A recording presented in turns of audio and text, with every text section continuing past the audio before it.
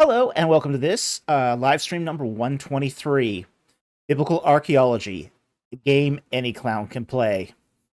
So this is, of course, referring to our last popcorn review, and if you have not seen it, go and check it out, where we popcorn review Titus Kennedy's take on Jericho. So, the rules here are the same as always, which is that super chats have priority. Everyone who does YouTube should know that. But we also take questions that are non-super chats. So if you want to address a question directly to me, we ask that you put your a Q and a colon in front of the question so I know that's directed at me. We also ask that you only post the question once. Duplicate questions will be deleted. Well, just not answered. And finally, if it has to do with a verse in the Bible or a foreign word, we ask that you give us a little context. In the case of something from the Bible, we ask that you give us the book it comes from, the chapter and the verse. In the case of a foreign language, we also ask that you put what you think it means and what language you think it's from. So that way we're just not scrambling around trying to figure out what you're trying to get at. So with that said, let's get into the questions. Okay. We didn't have a lot of pre-super chat questions this time, so we're going to start off with just one this time. So, non-super chats. Yeah, non-super chats, sorry. Okay, the first question of the night here goes to Darkblade. And he asks, would it have been offensive to call Pharaoh a Negus, meaning ordinary man? The D underline in the conventional transliteration is produced like an English J. Yeah, it's the Chima. So it would be pronounced Negus. Now, it would be very insulting to call the Pharaoh a Negus, because a Negus doesn't exactly mean ordinary man. It means a child. Yeah. The word that means an ordinary man is a nejet. So it's a different word. Close. You're very close. But either one would be insulting. But calling the king a Negus would be just a little more insulting. Okay? You young punk.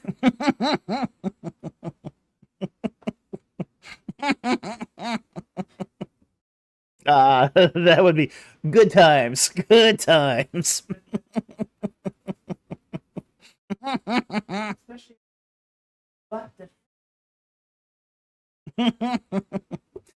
So anyway, that should answer your question. Yes, being insulting, but not for the reason you think it is. Anyway, thank you very much for the question. Very much appreciate it. Okay, and so we're now right into the super chats. The first super chat here comes from N. Japonis Conrafi for $10. Thank you very much for the super chat. And he says, I've had a long internal battle with soteriology. You're not the only one. The extreme view of New Calvinism has led me to reject it. From last week's stream, it seems there's a more moderate approach. But how can I learn it? Okay, very simple. Read Calvin. Yeah, read Calvin. Don't only read his institutes, though. And yes, his institutes are lengthy. But read his other material, too. He wrote a lot. Read his commentaries. Read get into the mind of the man. Read all that he wrote so you can understand how he thought. And if you do that, you'll probably end up with a lot more moderate view of Calvinism than what would be the result of, say, the New Calvinism, which in many ways can be very extreme. And extreme leading to fatalism. It's not good, where the trajectory that Calvinism has taken. But that's how you do it. You read Calvin himself. Read the man himself. A lot of his stuff has been translated into English. He's a very good writer. He's a very good writer. He's not bombastic like Luther, or vulgar like Luther. Luther can be very vulgar. But Calvin is a very good writer. He's a very good writer, so it's a shame that more people aren't reading him anyway. Because he writes well, he writes clearly, he articulates his thoughts exceptionally nuanced. So yeah, absolutely. This is what I would recommend, is to read the man himself. Read the man himself. Get his take on what he believes. No, it doesn't get better than going to the source. So anyway, I hope that helps. Thank you very much for the super chat. Very much appreciate it. And that's the best way you could do.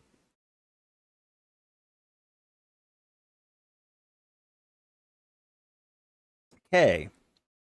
The next super chat here comes from 501 Mobius for $10. Thank you for the super chat. Genesis 14:14, Abraham pursued the army of the four kings as far as Dan. This was before the tribe of Dan existed. Yes. Could this be the land of Danuna, mentioned in the Marna Lever EA Elamarna 151, in the vicinity of Tyre and Sidon? Highly likely. All right, let's take a look at that passage. Let's bring up Genesis 14 here. And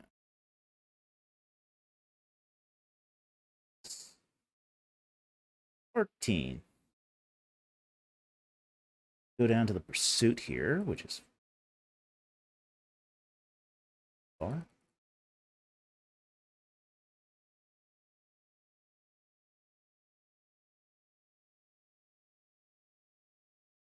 Okay, Genesis 14:14. And when Abram heard that his relative had been taken captive, he led out his trained men, born in his house, 318, and went into pursuit as far as Dan. And he divided his forces against them by night and as serpents, and he defeated them and pursued them as far as Hobah, which is north of Damascus. All right. Now, the tribal, basically the city of Dan, which is Samaria, is south of Damascus. Quite a bit south of Damascus. Okay? So, if he's pursuing them as far as Dan, this can't be the same Dan as either the tribal allocation of the tribe of Dan or the city of Dan, which is Samaria. This has to be something else. So, given that this is going to be north of Damascus, it's highly likely that it's the Denyen, or what's called in the Amarna letters the Danuna. So that is actually a very, very, that's where what I would do is I would peg this to that Neo-Hittite kingdom of the Denyen. So anyway, I think you're on the right track here. I think that's a good identification. I would definitely posit that the Dan in Genesis 14:14 is that that kingdom of Denyen, which is in the vicinity of Tyre and Sidon. So anyway, yeah, that's what I would say too. So anyway, I hope that helps. Thank you very much for the super chat. Very much appreciate it. Okay, the next super chat here is from Warrior of the Most High. And yes, when you become a member, you can put in essentially a super chat that looks like this. So anyway, here we go. How and when did you meet Ravi Zacharias? If I remember correctly, you once mentioned that you had met him in person. Oh boy. Well, it was real short and real brief, and he did not want to be disturbed. And now I know why. He did hurt a lot of people. Okay. Hmm? Yeah, we'll give him the background. Yeah, we'll give him all the background. Uh, I met Ravi Zacharias when he came onto the campus at Trinity Evangelical Divinity School, where I was doing my MDiv at the time. Okay, I was just a student. I had just come. I knew he was on campus. I mean, it was just sort of everyone was talking about how Ravi Zacharias was on campus. Ravi was actually a former alumnus of was an alumnus of TED's. He had earned his MDiv there. Okay, so he was former student of that esteemed institution. Well, I was going there as a student, so I just got out of class and I walked, and it was actually with. Were you there with me? Oh, okay. Yeah, he was outside the chapel. He was outside the chapel and was talking on one of his cell phones. His now infamous cell phones. And I sort of hung around him for a moment, and it was really clear he did not want to be disturbed. Like, okay. I don't know what's so important on the other end of that phone call, but all right, if you want to brush off a student, that's fine by me. And so it's like, okay, I just continued walking. But, oh yeah, even then, you could just tell who the guy was. I mean, he's the only guy on campus that would, I mean, would be dressed in a suit that good. Oh yeah, he had a very charismatic personality, and um, man, the guy had nice suits. I'll say that. He was sharply dressed in a gray suit. No. But then again, you see where he put his priorities, and none of this should surprise anybody. Now we do know he used his cell phones to contact his mistresses abroad. So that was probably why he did not want to be disturbed. Now, of course, don't feel so bad about making him feel uncomfortable. Here's this divinity student staring at him while he's calling his mistress.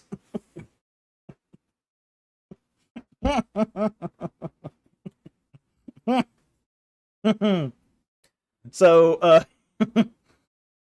again, so that's my one interaction with Ravi Zacharias.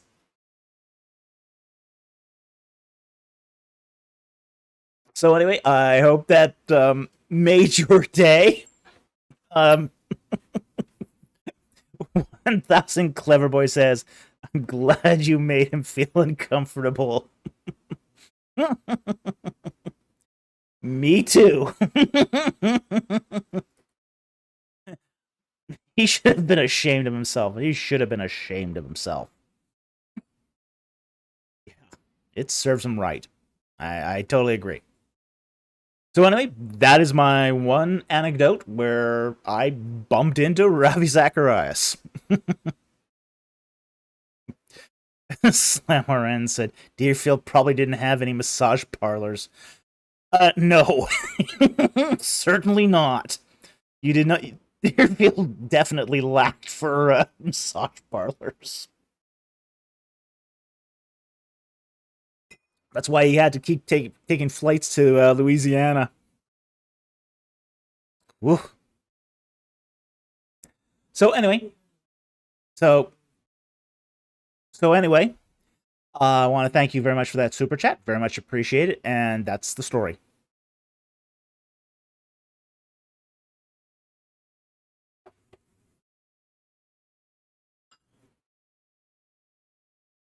So anyway, let's get to the next super chat.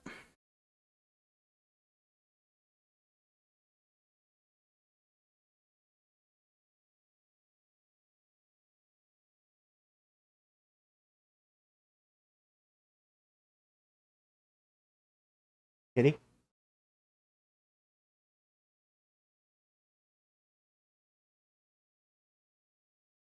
Alrighty. Super chats here.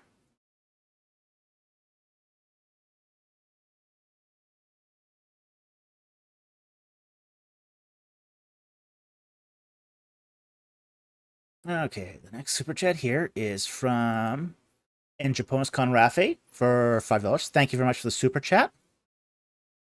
Were you ever into Iron Maiden when they released their Egyptian themed album Power Slave?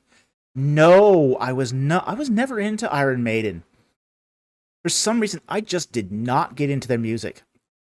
I just never had exposure to them. So now, interestingly, you mentioned Iron Maiden. They were just in Vancouver like a couple days ago. I was actually taking the SkyTrain past BC Place Stadium, and there was a big crowd.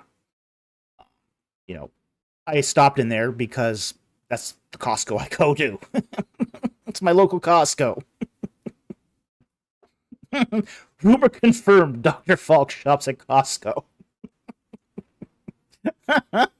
But across the street is BC Place. And there was this huge crowd out there. I couldn't quite figure out the crowd. I mean, it was a weird mix of like old people and teenagers. I mean, it was just like, okay, what's going on here? So, I finish shopping off at Costco and I go back on the SkyTrain and then I see this big sign, Iron Maiden. Okay.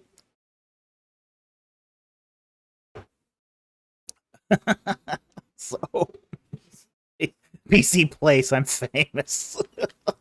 Well, we get our fame where we can.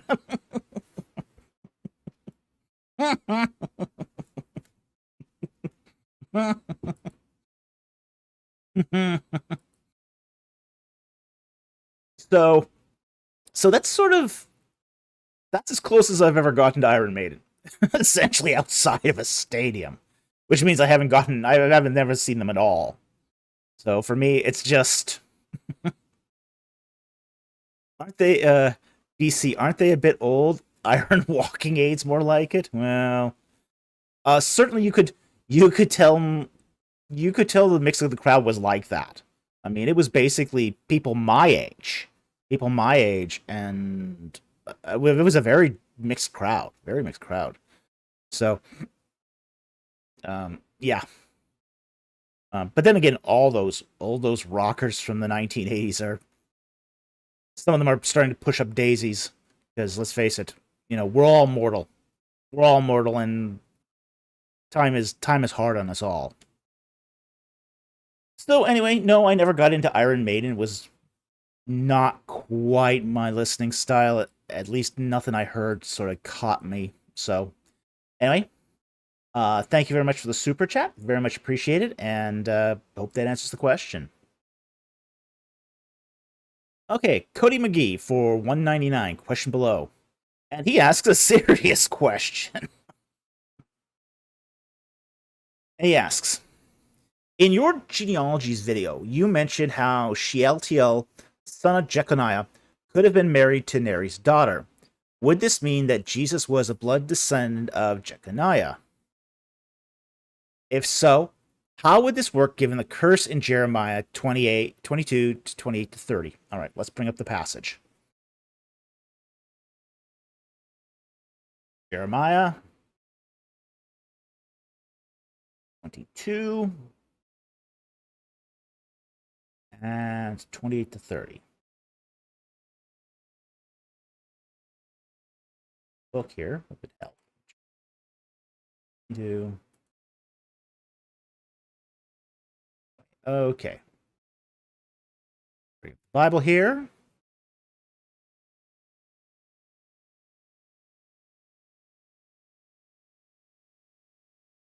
Okay. And the text reason will start at verse 28.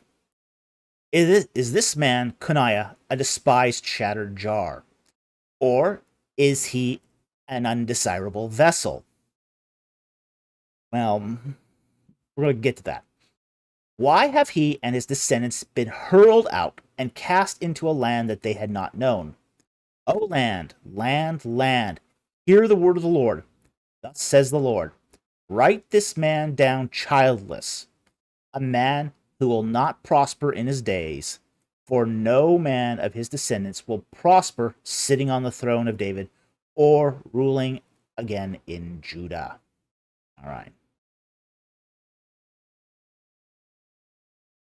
So, what's going on here? Now, one of the things we have to understand about any curse in the Bible is that it is not absolute. Any curse in the Bible can be moderated by measures of grace. Like, for example, we see in Isaiah 39:7, where the descendants of Hezekiah are declared that they will be made eunuchs. But not all of them become eunuchs. Okay? So we have to be a little careful here not to overread the text. All say curses here have limits. And what limits it is grace. There seems to be exceptions to most curses in the biblical text. So we have to keep that in mind when we look at a curse text. That even though it might sound absolute to our ears, it's not necessarily so. Grace can change anything. Like, for example, it says that a Moabite shall not enter the congregation for 10 generations. Well, David is a 4th generation Moabite. How is he allowed in the assembly? Grace.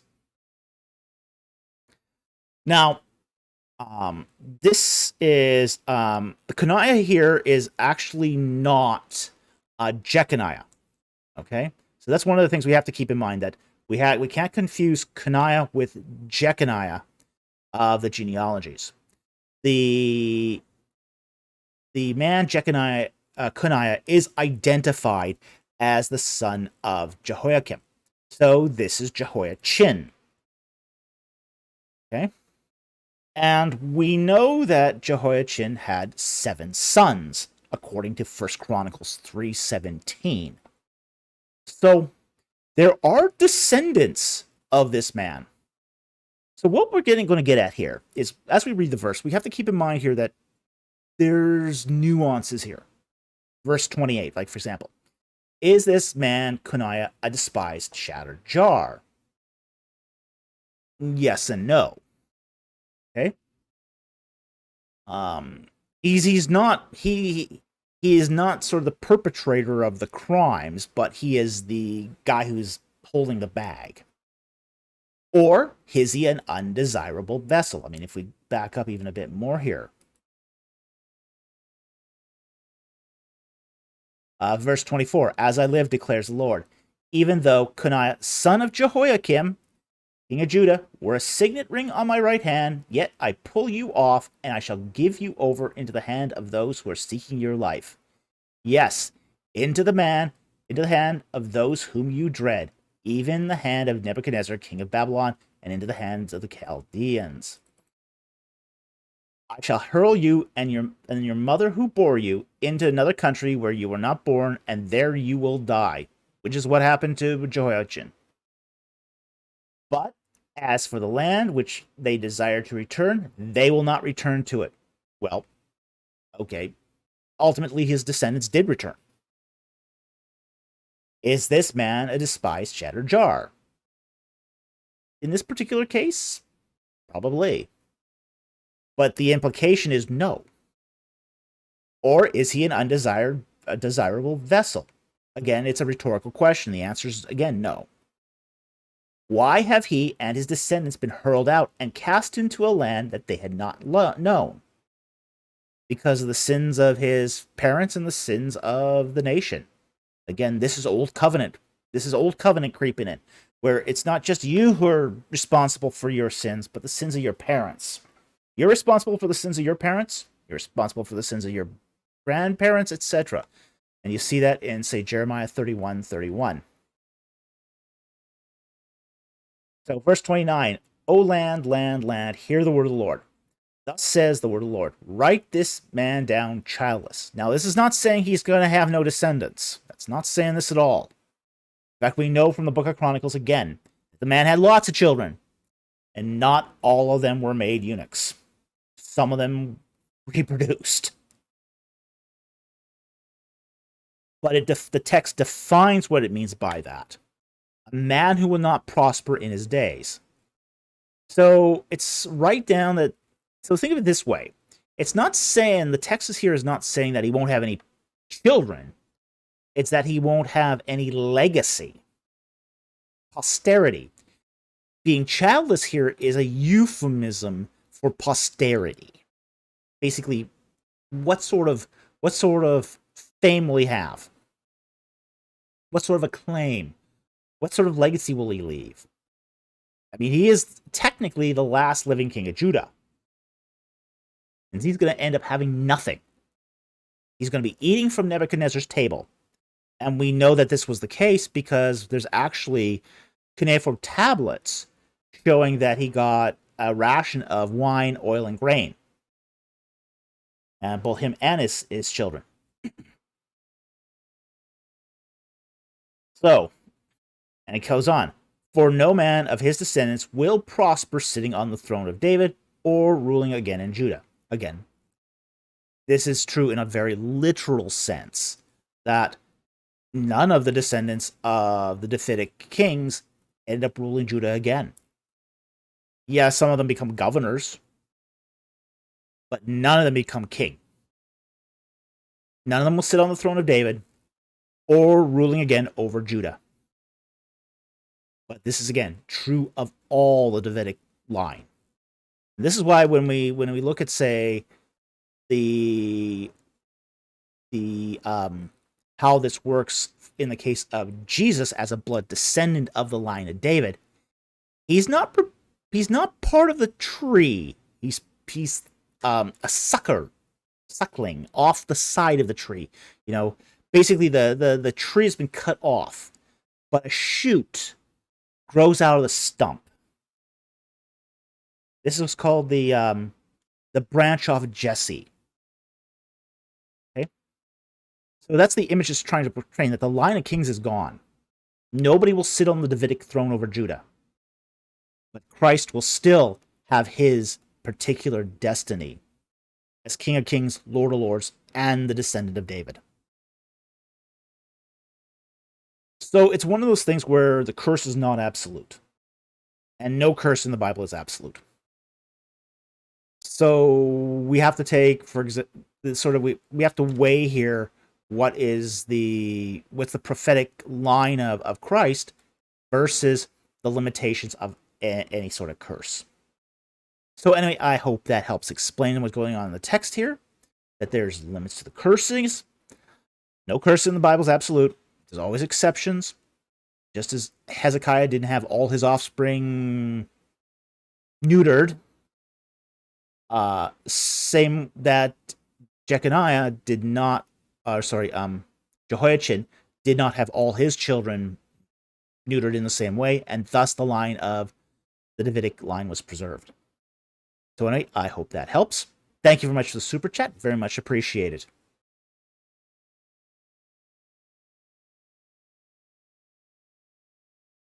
All right, Asin Weir for $4.99. So since Monday, how many death threats have you received?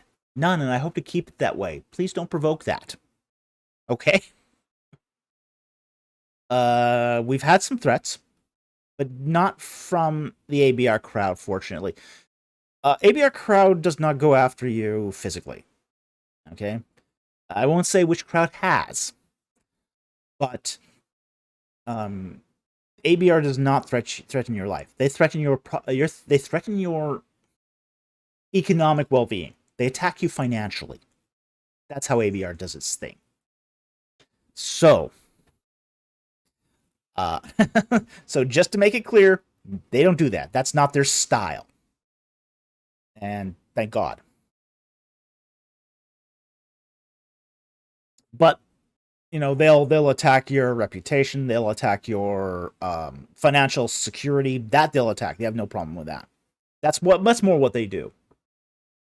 So anyway, thank you for the super chat. Very much appreciated.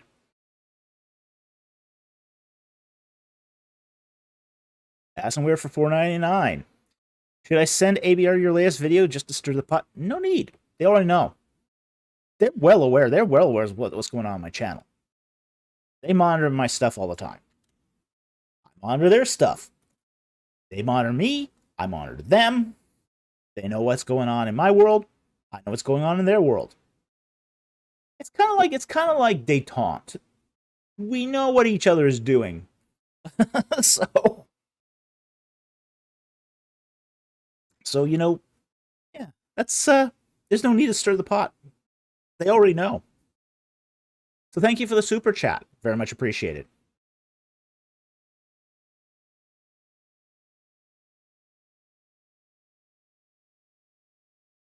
David Bond for $5. Thank you very much for the super chat.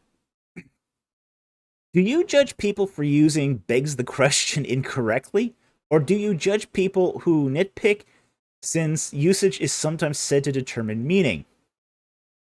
I judge people who use a black and white fallacy. Why are there only two options in this question?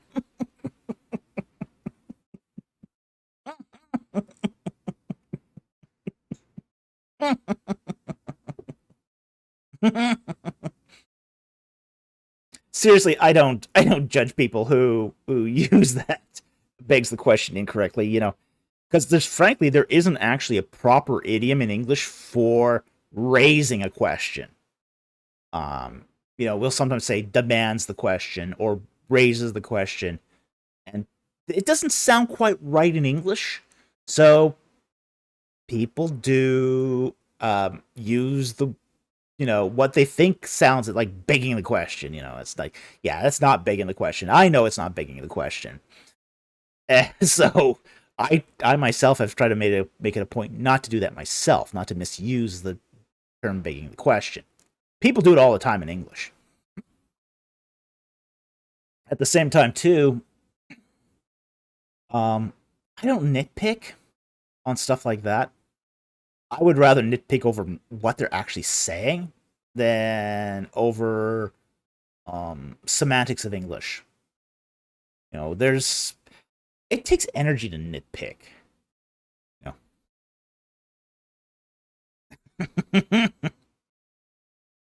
It takes energy to nitpick, and I just don't have the energy to nitpick. Or frankly, to judge on people's English. So, I don't do either. Now, content. Oh yeah, if you get the content wrong, yeah, sure, I'll point that out all day long. If you make mistakes of fact, mistakes of logic, frankly, somebody's using the term begging the question incorrectly isn't actually committing a logical fallacy. They're creating basically an error of diction or grammar. Really, they're misusing an idiom, and for me, that's such a peccadillo. It's just not worth my time.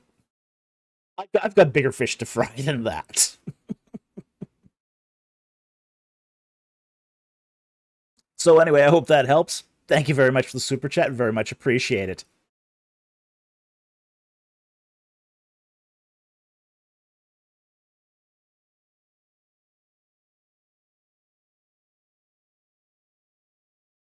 Kwame Adu 007 for $5. Thank you very much for the super chat.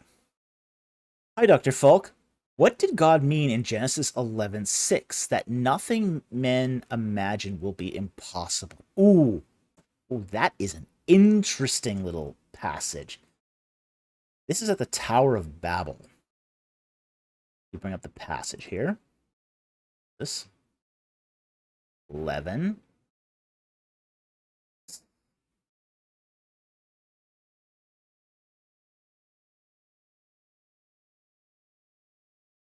All right, I'll start reading it at verse 4 here. And they said, "Come, let us build for ourselves a city and a tower whose top will reach into heaven, and let us make for ourselves a name, lest we be scattered abroad over the face of the earth." And the Lord came down to see the city and the tower which the sons of men had built. All right. Interesting here. Here's a very, very interesting thing here. And we see here the sons of men.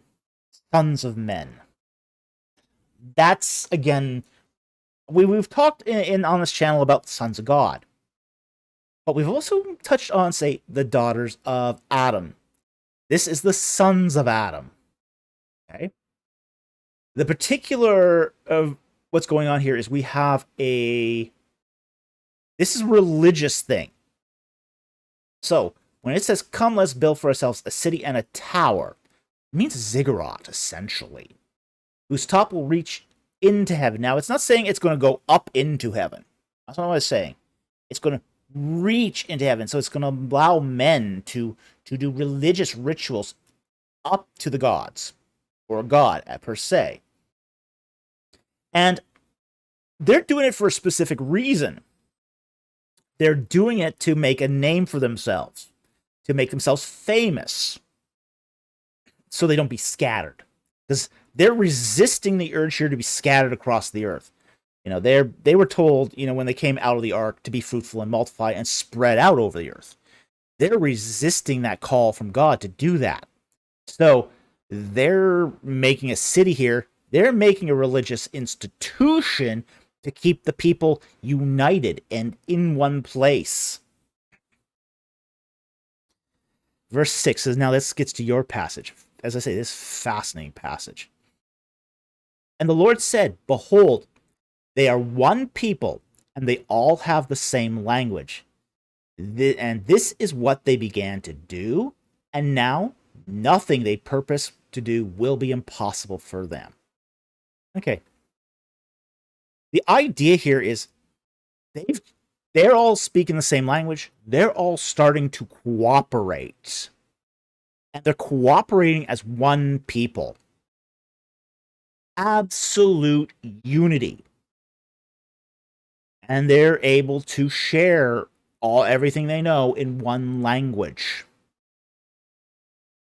So,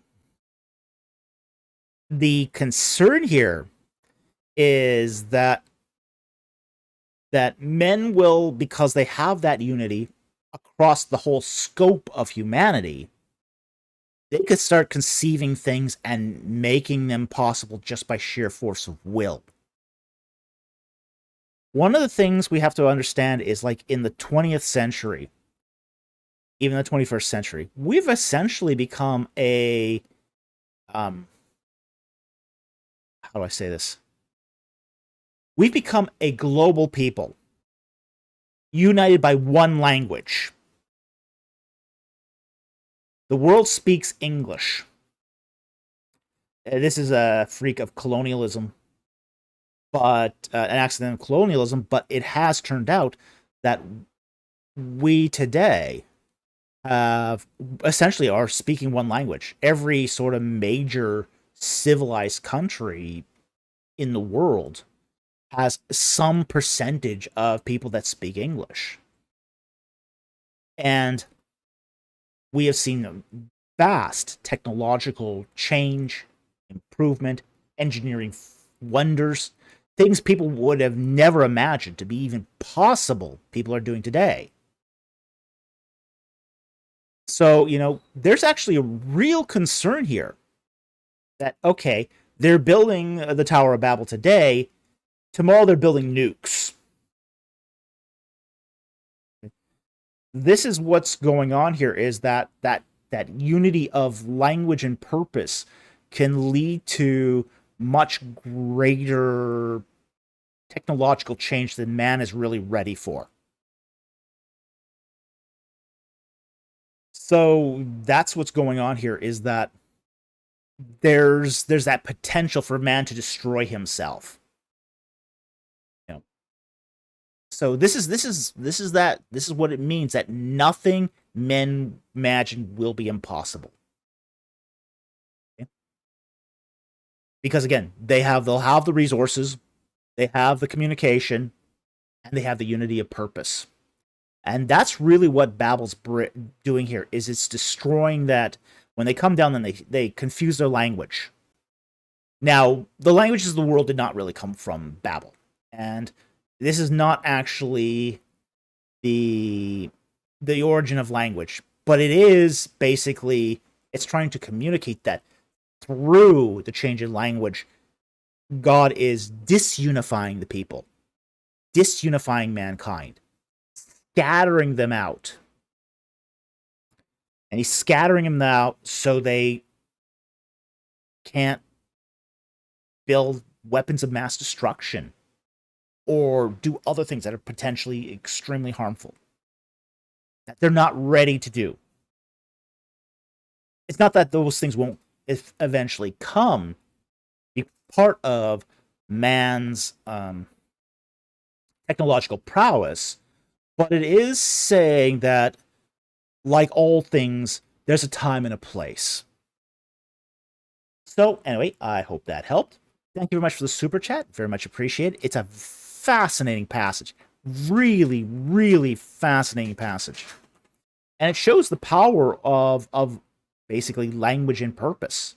Really, it does. So, thank you for the super chat. Very much appreciated.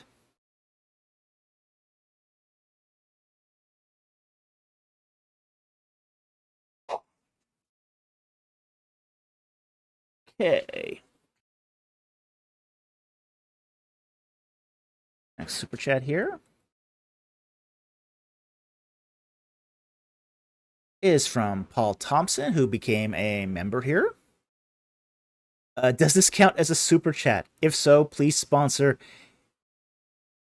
AEIOU and their question. Grateful to have been gifted my membership. Well, we love the fact that you've been gifted a membership. So, thank you, Jack Ray.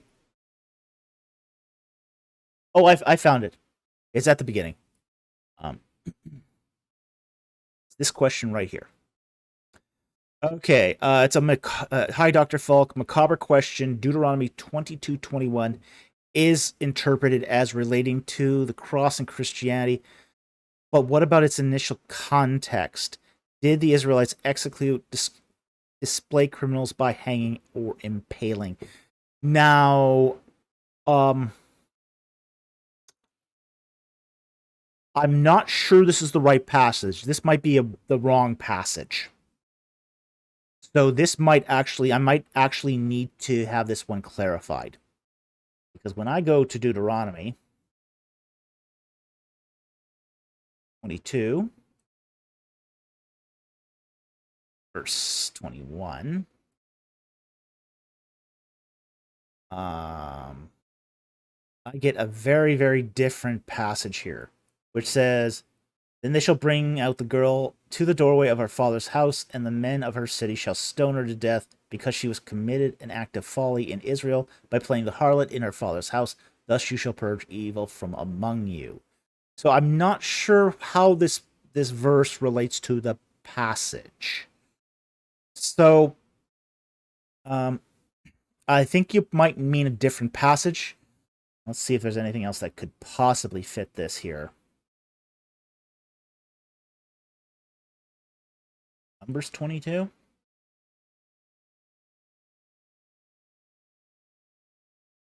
No. Yeah, I would need that passage clarified before I comment on this. So unfortunately, I'm going to have to give this question a miss just because the passage doesn't relate in any way to the question as far as I can tell. So there is a verse, Paul Thompson. Okay, there's a verse about cursed for hanging on the tree. Yeah, okay. Let's see if we can find that then. If that's what he's talking about here, but it's not in Deuteronomy. I don't think, at least not that part. So let me do a quick search here. Aha! Thank you, Patui. All right. So it's Deuteronomy 21:23. Alrighty. Okay. That makes a difference. Yes, do check your Bible verses before you're posting your questions. Okay.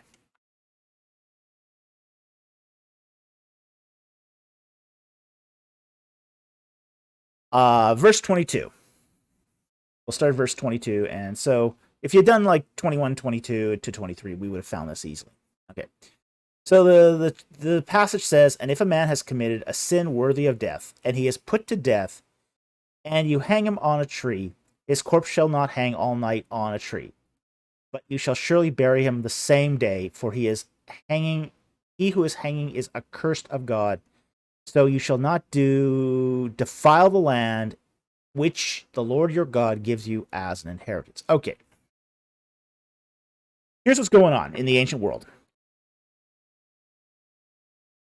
In the ancient world, people would do this. Now, again, this is you've articulated that this is a macabre question, and that is definitely true. Okay? Typically, the way executions were done in ancient Israel was by stoning. They'd basically take you out and they'd stone you. Basically hurl stones at you until you're dead. But they would also take your body and hang it somewhere as an example. So they'd put a note on you. Essentially, they'd write on a little sheet of paper, parchment, and pin the offense to you as they sort of hang you up. My producer adds, "And all Israel shall be afraid."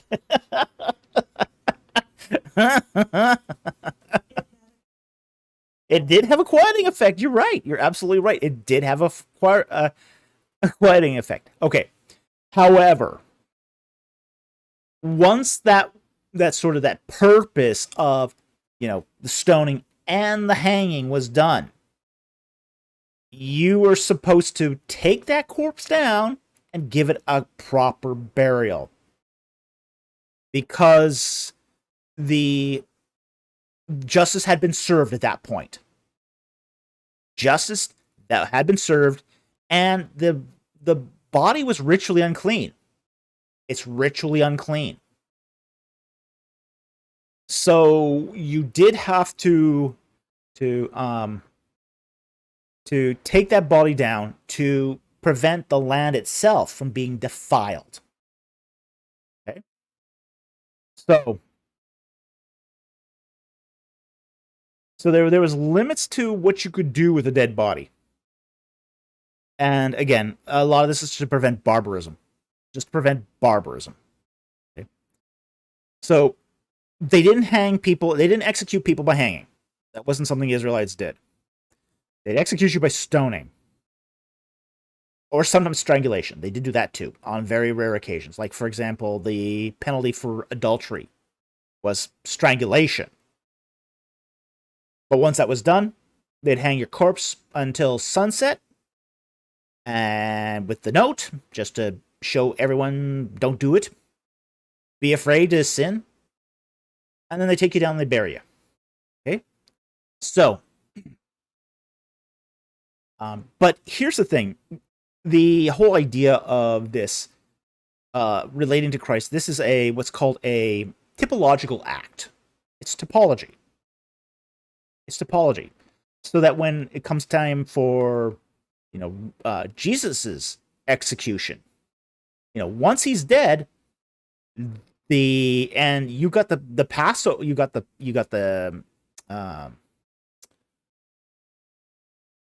Sabbath coming. I mean, you can't have a criminal hanging on a cross over Sabbath. I mean, that would be horrible. So they insist that they kill them before the end of Sabbath and before the beginning of Sabbath, and then they can take the bodies down. But that original context was to be a sign, essentially, to warn others not to sin.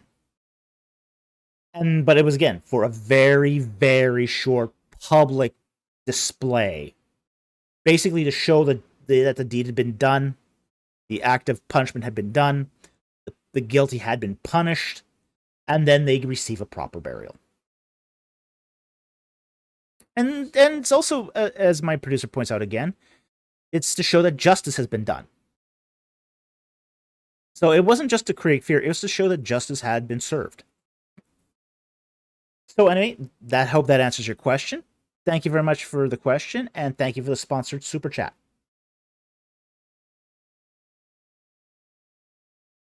Okay.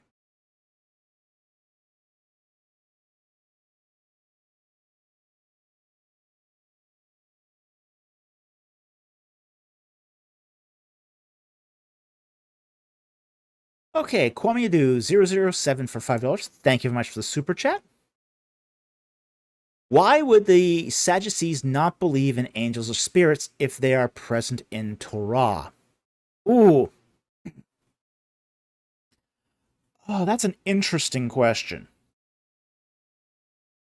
In some way, I mean, you can't separate Sadducees from sort of the temple cult. Essentially, they were the Levites that still served in the temple. And everything they did was sort of revolved around this.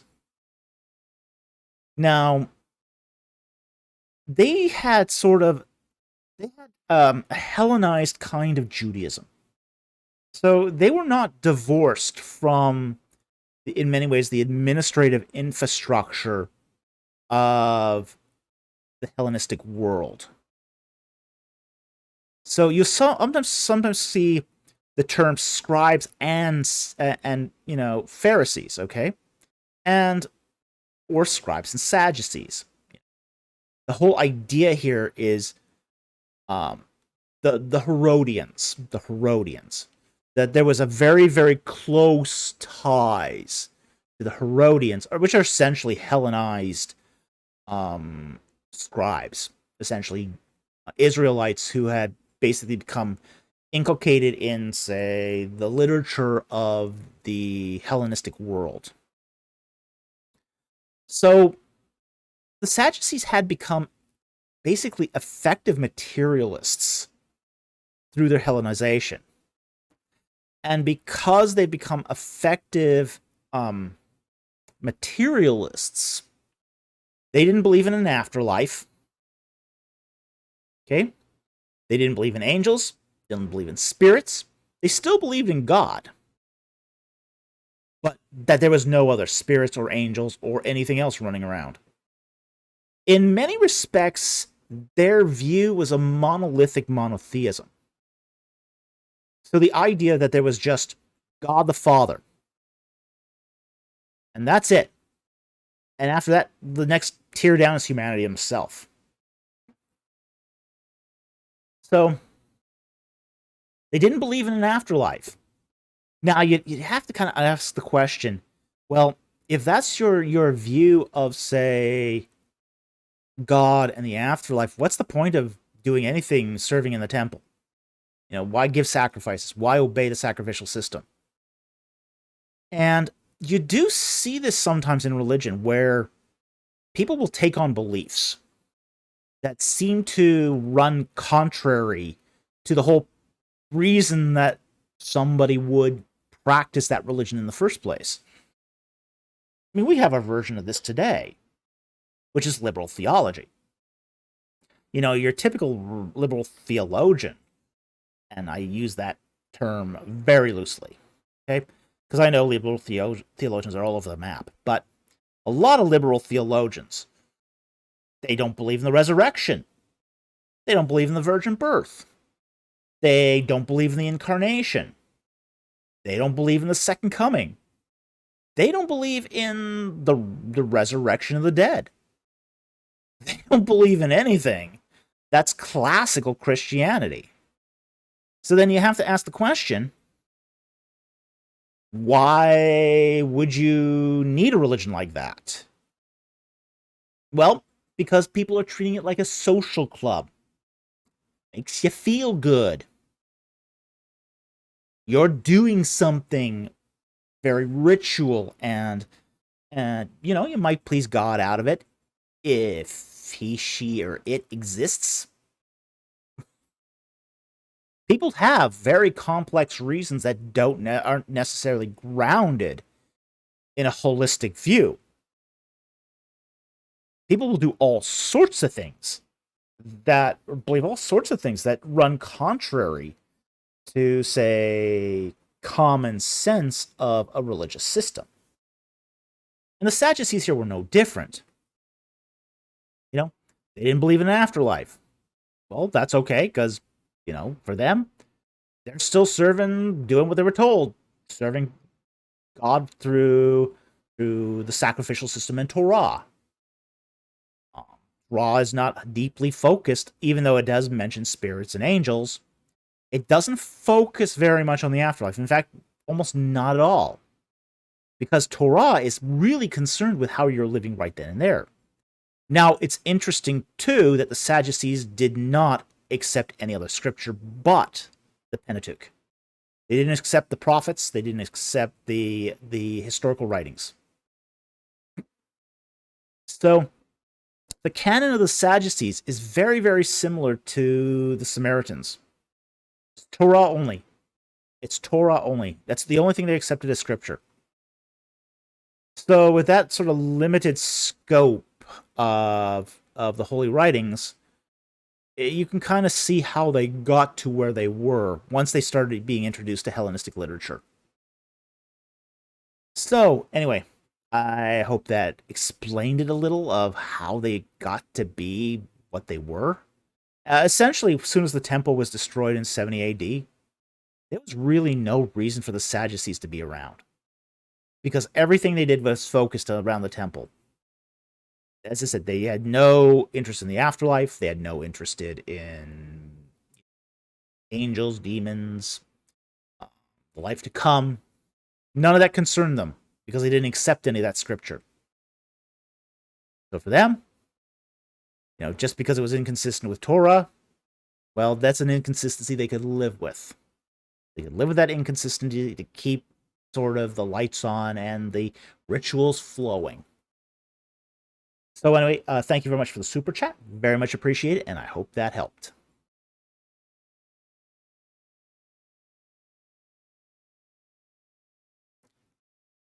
Mouthwash for $2. Do you take the letter of Arius as authentic? Not familiar with that letter. Is that Arius or... Let me just double check this one. Not sure I know what you're talking about here. I mean, I know about the letter of Astraeus.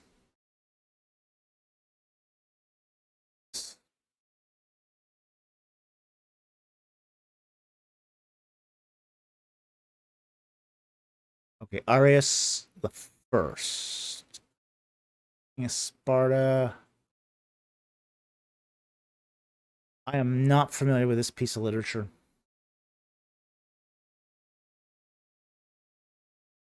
Okay. Oh, okay, it's in the Maccabees. That would make sense right there. Okay. I would doubt it.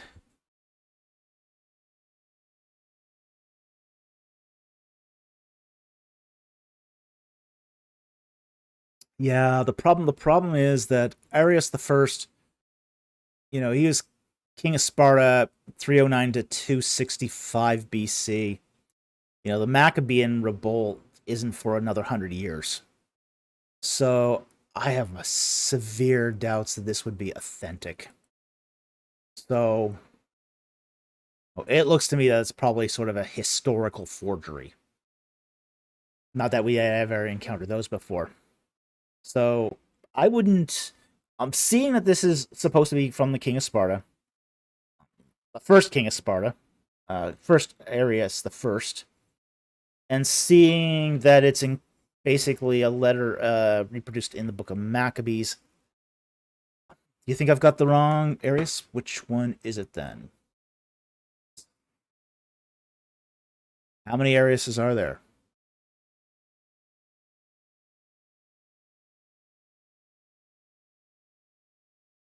Okay, is there an Arius? There's an Arius the Third. He's in the 4th century.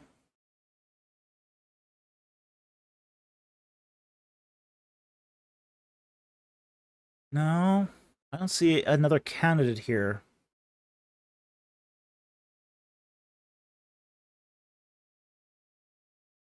Yeah, I'd have to look into this.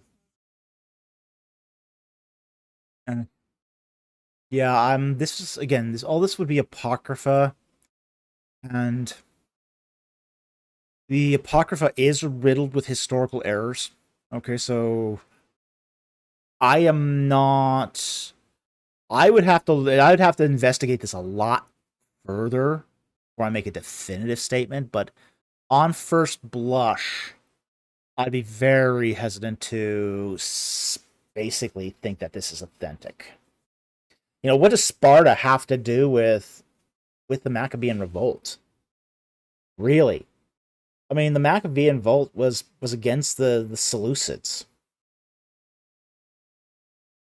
So again, I'd have to read it myself, but I'd have reservations just off the top of my head. So, and this is one of the problems with trying to use, um, say the Apocrypha as a historical source. And this is not new. This is not a new problem. This is not a new problem. Yeah, there are scholars that defend it, but what are they having to tinker to defend this as historical? So, um, again, I've got reservations. I've got reservations. So I'm going to leave it at that for the moment. I might go back and I might read Maccabees and see if it does hold any water at all. Sometimes the Apocrypha do contain historically valid things. The problem is it's just not consistent. And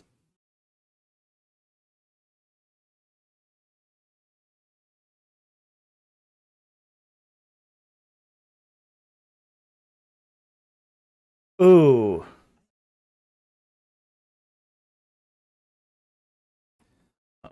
sorry. Mouthwash. The letter claims that Spartans are descended from Abraham. No, they aren't. Okay, that's a pretty definitive no. Um, Spartans are Indo-Europeans. The descendants of Abraham are Semitic people. So that's an easy no. Um, Claims that they're from Abraham and his 300 trained men. Yeah, I don't think so. Even Abraham's 300 trained men are. Petui says Orion, Meton, Spartans, or Samaritans, revealing the creativity of the author of Maccabees. Harvard Theological View. Oh my gosh. Oh, all right. I hate this defense. I hate this defense. You want to trigger me? Oh boy. Okay, now I'm triggered. I have heard this defense from Catholic theologians and apologists, which is, and it bugs me. This one bugs the snot out of me. And I don't have it in for Catholics. Okay, I want to make sure I'm not. This is not something that. I mean, I can throw Eastern Orthodox into this pot too. I can throw some Protestants into this pot too. But whenever I hear someone make the excuse that historical error is actually creative license, it it bugs me. It absolutely, it's a pet peeve. It's a real pet peeve. You know.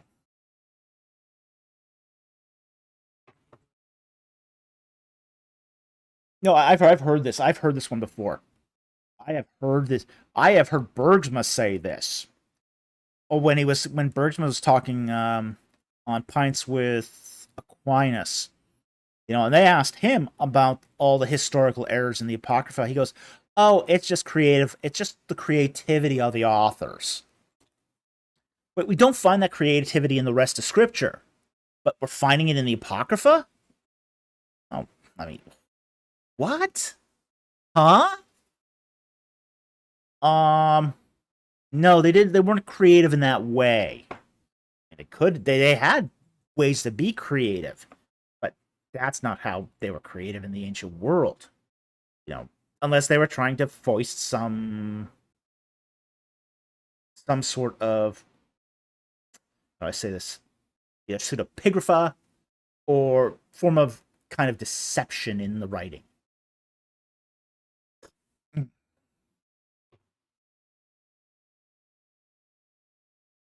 Yeah, I mean, it might not. The paper might not be. Mouthwash says, I don't think this particular paper is defending its inspiration. Yep, might not be. I don't know, but I have just heard it said so often. I've heard it said so often that this is just creative license, and I just think that's hand waving. I just think that's hand waving, and it bothers me every time I hear it. Every time I hear it, you know.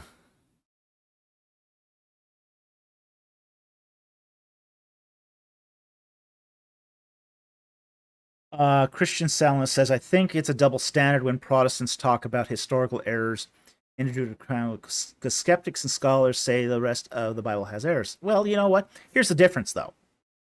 We can show that the rest of the Bible doesn't have errors, not in the way that the skeptics and scholars are saying.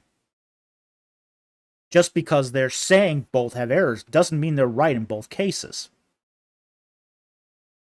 I don't think that's a double standard. If you can point out error in one and you can basically say, okay, one has error, one doesn't. I think that's a strong comparison. That's not a double standard. It's applying the same standard to both texts. Do we find historical? I mean, look, if we have historical errors in the Bible, yeah, we should basically examine those and critically evaluate them. If we find historical errors in the Deuterocanon, we should examine them and critically evaluate them also. I mean, we should not apply, say, that critical evaluation of the Bible and then turn off our brains for the Deuterocanon. That's not how this works. So, and I guess that's why it bothers me. It's because it's applying one standard to the recognized canon of Scripture and then applying a completely different standard to the Deuterocanon. And again, I'm not sort of ragging just on the Deuterocanon, I'm ragging on the method. It's the method that bothers me. So, this is. If you apply the same methodology to both, okay, fair enough. Fair enough. But if you're applying different methodologies to both sets of text, then yeah, I've got an issue with that methodologically. And to be internally consistent, we have to apply the same standard across the board.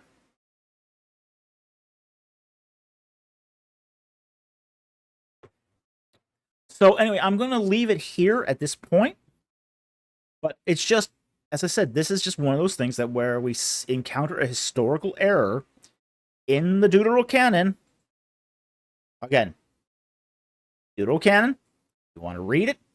Great. I think it's worth reading. You want to read Book of Maccabees? Fantastic. I think more people should read Maccabees. I think more people should read the Apocrypha. I am fully in support of reading the Apocrypha. I think it was literature in the days of the apostles. I think it went into their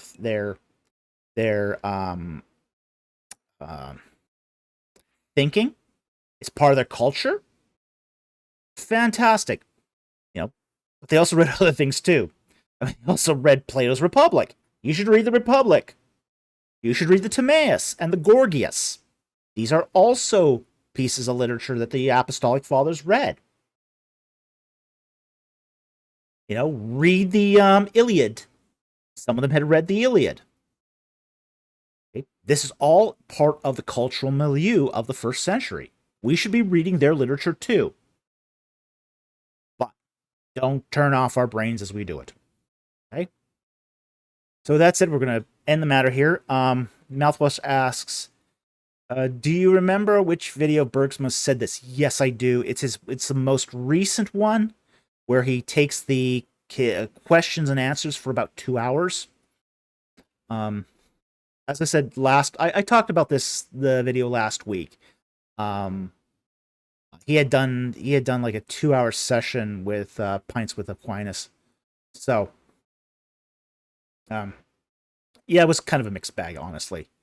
But But he did say that during that video. So I'll leave that for you to look up. All right.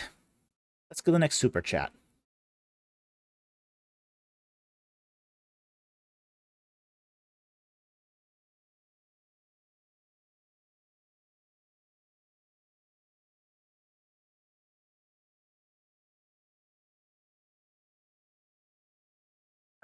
Got. Okay. Next. Now seeing a lot of new members. Thank you again, Jack Ray, for the memberships you're giving. We really appreciate that. And he just gave another 5 memberships.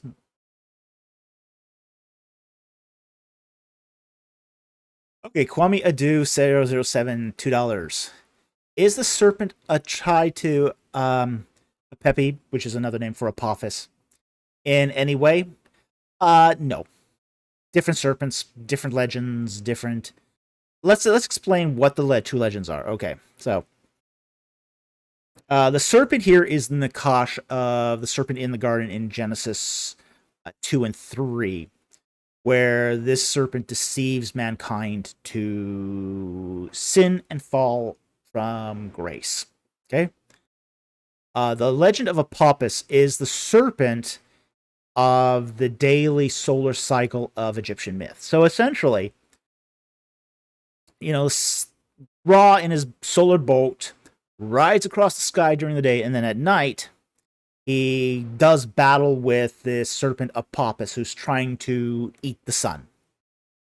And then the cat goddess Bastet kills the serpent, beheads it, and Ray regenerates to be reborn as the sun in the next day.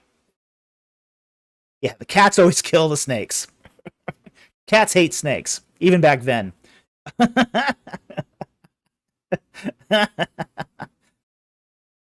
So, Apophis enters into Egyptian myth around the Middle Kingdom. It's not actually that old as much of the as most of the other, say, Ray myth. So it enters in fairly late. So it comes in around the Middle Kingdom. We're not exactly sure why it came into Egyptian myth the way it did, but it doesn't seem to be related in any way to the serpent of Genesis. So anyway, I hope that helped. Thank you very much for the super chat. Very much appreciate it.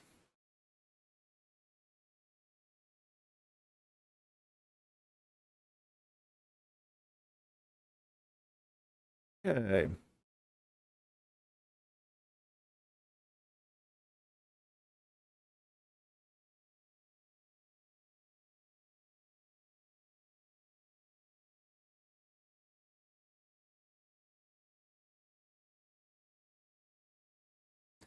All right, I'll take this one here.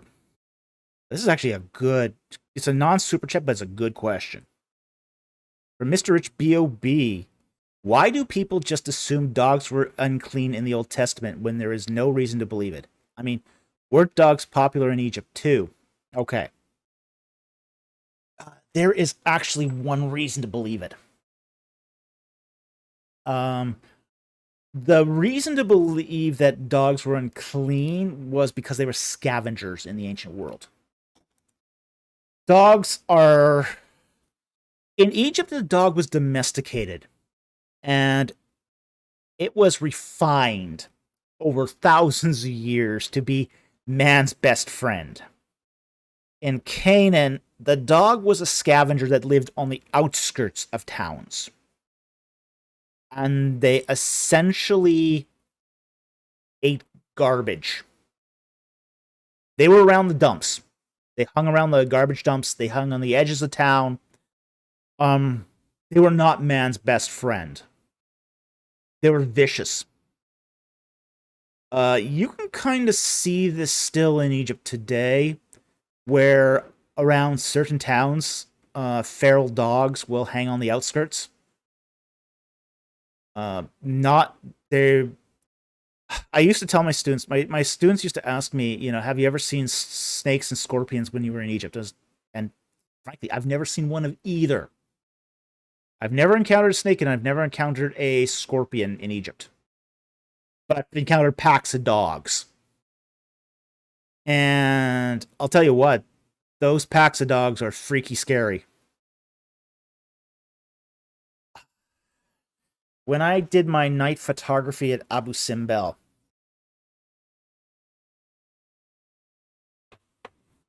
I could hear the chirping of the crocodiles in Lake Nasser. And I can see the little eyes in the water looking at me. Okay. Okay. So I know the crocodile's there. But what was more unsettling was the packs of 40, 50 dogs that were running around the area where I was taking photographs. And they were fighting each other for food. They were attacking each other, trying to establish their dominance in their territory. Yeah, pretty scary. I visited the Temple of Mut. Now, this is a temple that's open to the public. Okay, I go to the Temple of Mut. This is near the premises of Karnak Temple, and you buy a ticket and you go in just like any other temple. And the first thing I enter into the temple, there's like 20 mastiffs. 20 mastiffs sitting in the sanctuary. My producer says she wasn't happy when I told her that story. And you got close and they started barking at you. They started barking. It's like, okay, I'm not going to take on 20 mastiffs. No, thank you. I'm not doing it. I mean, I love doing Egyptology, but I don't love it that much. Fortunately, the attendants did drive them out, but dang, the dogs there are just unbelievable.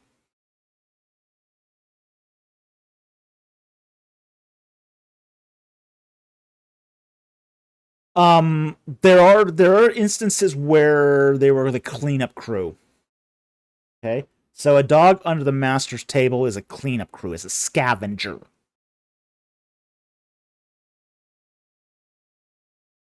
Yeah. Oh yeah, it's definitely an insult. Yeah, it's definitely an insult. 1000 Clever Boy says dogs are used throughout the Bible as an insult. Again, it's because they're scavengers. They eat unclean things. They're eating corpses. This is one of the things about dogs too, is they were not discriminate about what they ate. So they would also go into tombs, tombs that had not been properly secured, and eat dead bodies. This is one of the reasons why when Jezebel's thrown out of the tower, and all they find of her, she's left, she hits the pavement and dies there, and they leave her there for a while, and all the dogs have left of her is a hand. That's all that's left of her. Yeah, exactly, BC. They ate Jezebel. Exactly. As horrifying as that sounds, that's what dogs are in Canaan. So they're like hyenas. I mean, they're wild. So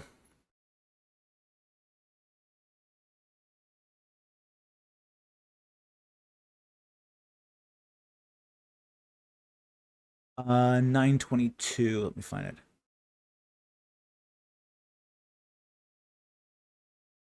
Talitha Kum asks, would the ancient Israelites have kept any pets at all? Would cats or bunnies be considered unclean? Yes, they'd be considered unclean. Pets were not encouraged in ancient Israel.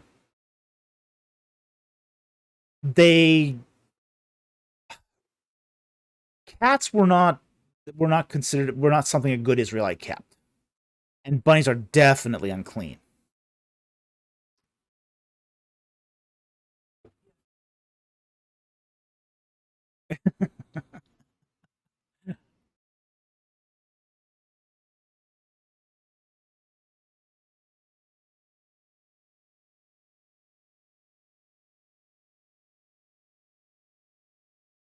Lego David asks, when were dogs first used as pets in Canaan?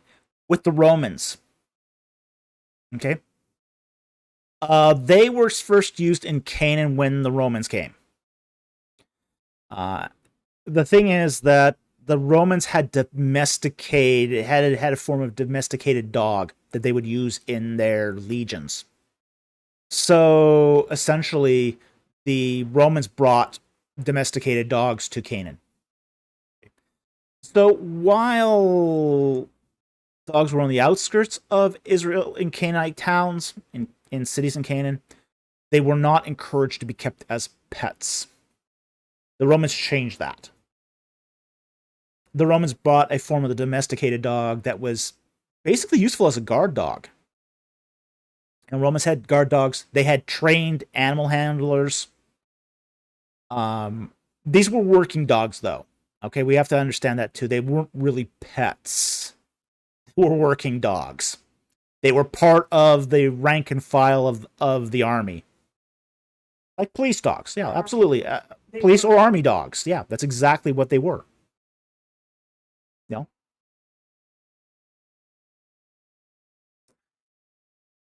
So, that's sort of the origin of... That's when they started really using dogs as sort of pets, scare quotes. Yeah.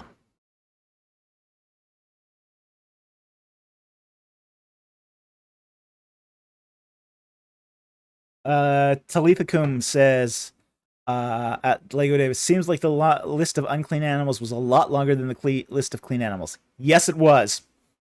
Yep. And Lego David also asks, though not to me, is it true that the Canaanites ate dogs? Yes, they did. And it's disgusting. Ugh. Ugh. Yeah, the Canaanites ate dogs, cats, horses, mules. No, horse meat tastes great. But cat and dog meat, wow, nasty. Nasty.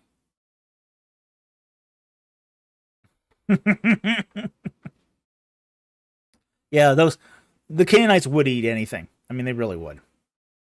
Anything that walked around, they would eat. Ugh, disgusting. Yeah, but cat is particularly nasty.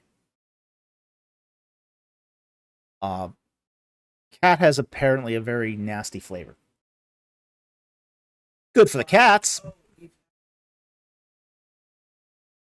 No, I have not had that. I've only read accounts of that. There was actually, to be honest, there was a place in Florida that served lion and tiger burgers, legally sourced, but that was what was on their menu, was lion and tiger burgers. Ugh. So, there's enough people who in North America who've had cat meat. Jack Ray, of course, Florida. A lot of people have had cougar jerky. And some have even gotten trichinosis from it. So yeah, there's a lot of people in North America that have tried cat. So you don't need to ask. I mean, ask a few people, and eventually you'll find somebody who's tried cat meat, and it's just like dog's not nearly as bad as cat, as from all the reports I've heard. People don't go out of their way to eat dog because it's still not a great tasting meat, but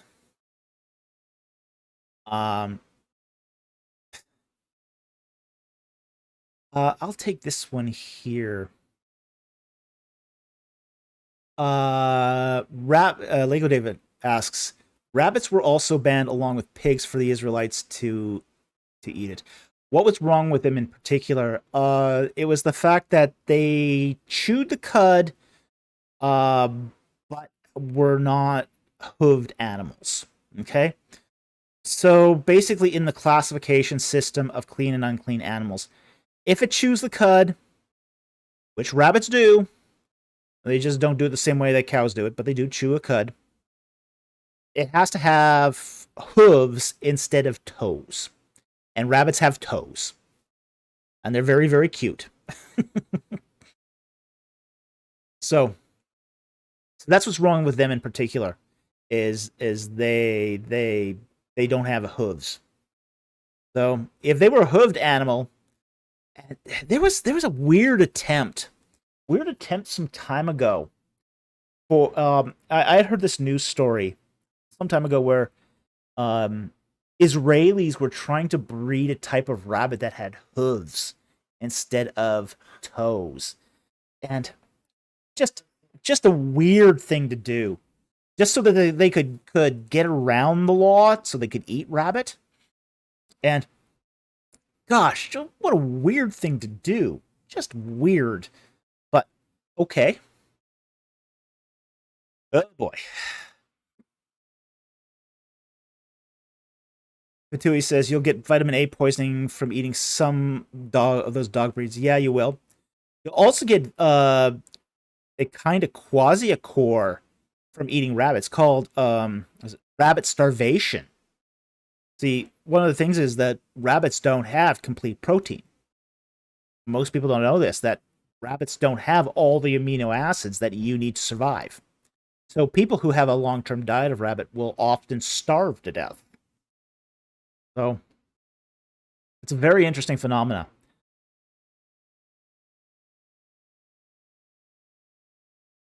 Okay, we're going to end that little rabbit trail right about there and get back to the super chats. Okay, so let's go back up.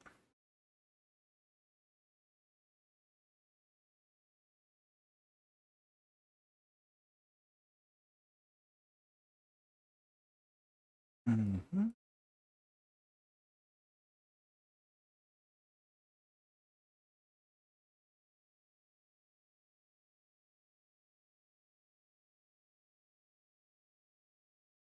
We're at 8:28, I think is where we left off.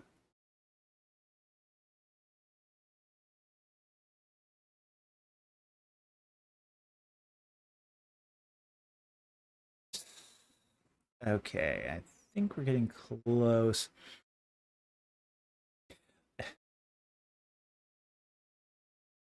Oh, maybe I got some. Okay, I know where I am.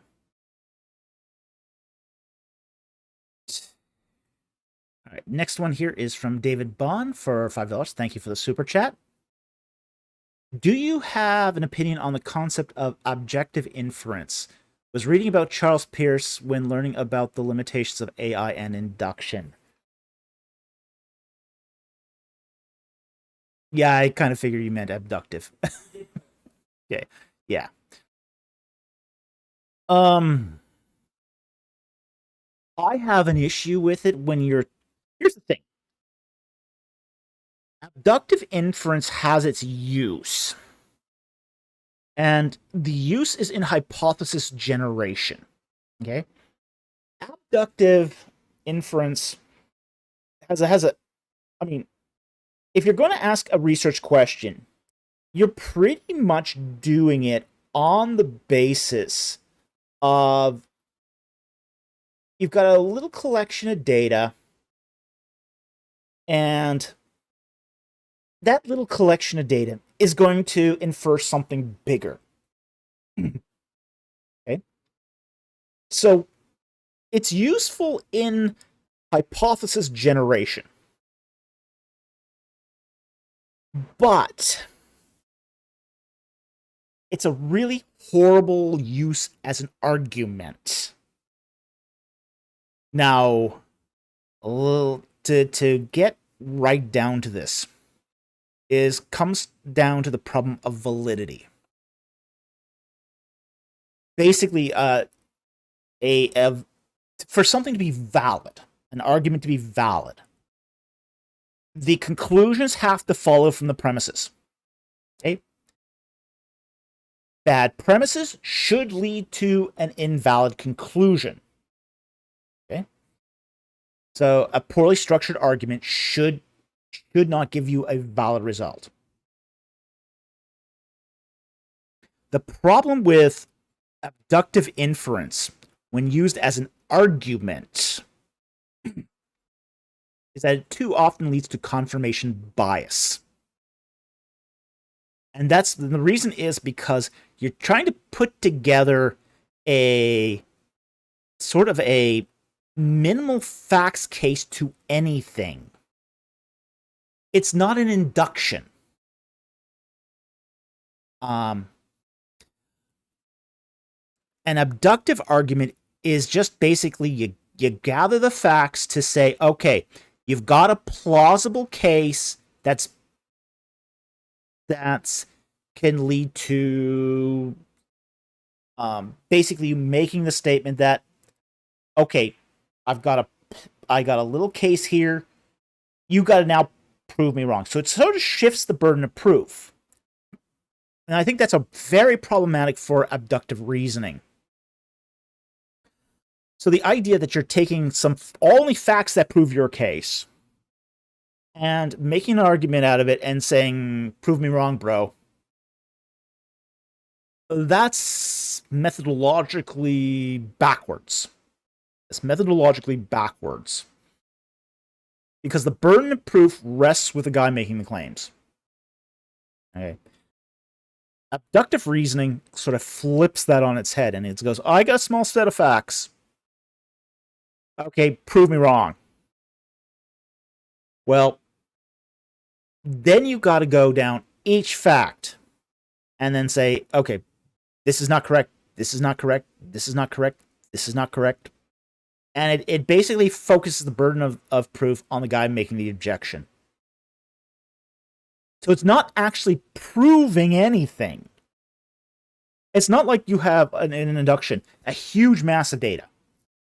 And with an inductive argument as opposed to an abductive argument, an abductive inference takes a minimal set of facts. Basically, a small subset of what you need to get there. To the prove me wrong, bro. An induction takes as much data, the good, the bad, the ugly, everything.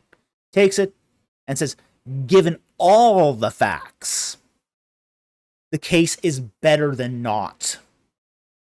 That's a sound argument. An induction, an inductive argument, is methodologically valid. Got a bunch of data. The facts in your favor outweigh the ones against you. Okay, you've got a probability case there. With abductive inferences, you don't need that to make your argument. You just say, oh, I have some facts that sort of help me out. Prove me wrong, bro. Now you are into confirmation bias.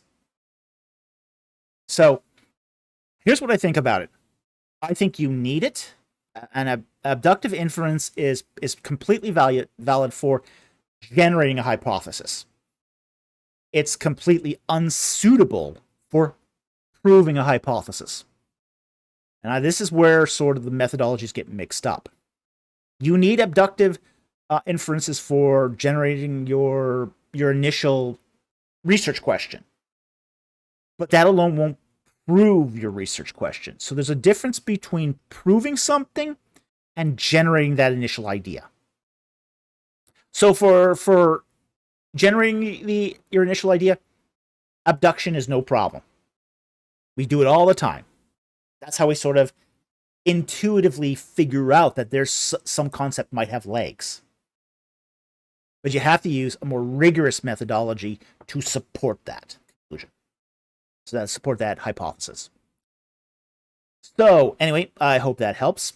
Thank you very much for the super chat. Very much appreciated. I have given this some thought because I know in Exodus studies I get abductive inferences all the time. So there's a lot of people out there that are using that method of logic, and it's just very problematic. It's very, very problematic. So thank you for the super chat, and I hope that helped.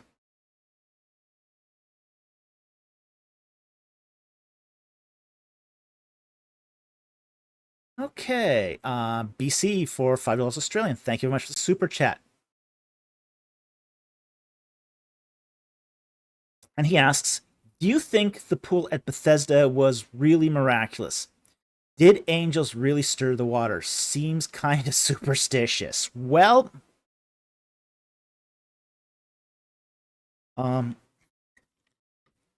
healing pools like this were not uncommon in the ancient world. It was a kind of mineral spa. So what would happen is there would be some sort of, if it was a pool that had, say, a heating deck, like a lot of, say, Roman spas had, there would be a place where the fire was built, and that would heat up the pool. And at some point when the pool started to boil, then people would get in and, find relief for their ills. So it's not a completely superstitious thing. But the question is, how effective was it long term? Now, as I said, there was a lot of healing spas all over the Mediterranean. So this was not something unique to Bethesda. There was one in Asia Minor that the Apostle John used to frequent. So, again, if you're arthritic, I'll tell you what, if you're arthritic, soaking in a hot tub is therapy.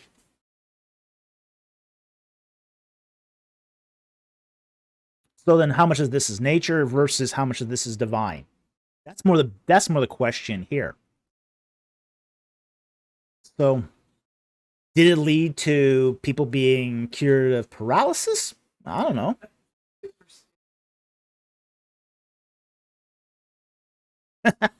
David Bond, not superstitious, just a little stitious. Yeah. BC adds a moderate level of stition. But yeah, mineral spas were common. Some were natural, some weren't. Bethesda, I'm not sure if it was a natural one or a man-made one. It's probably a natural one. So, and again, it boils down to they made a pool or found a pool which had some sort of hydrothermal effects. So,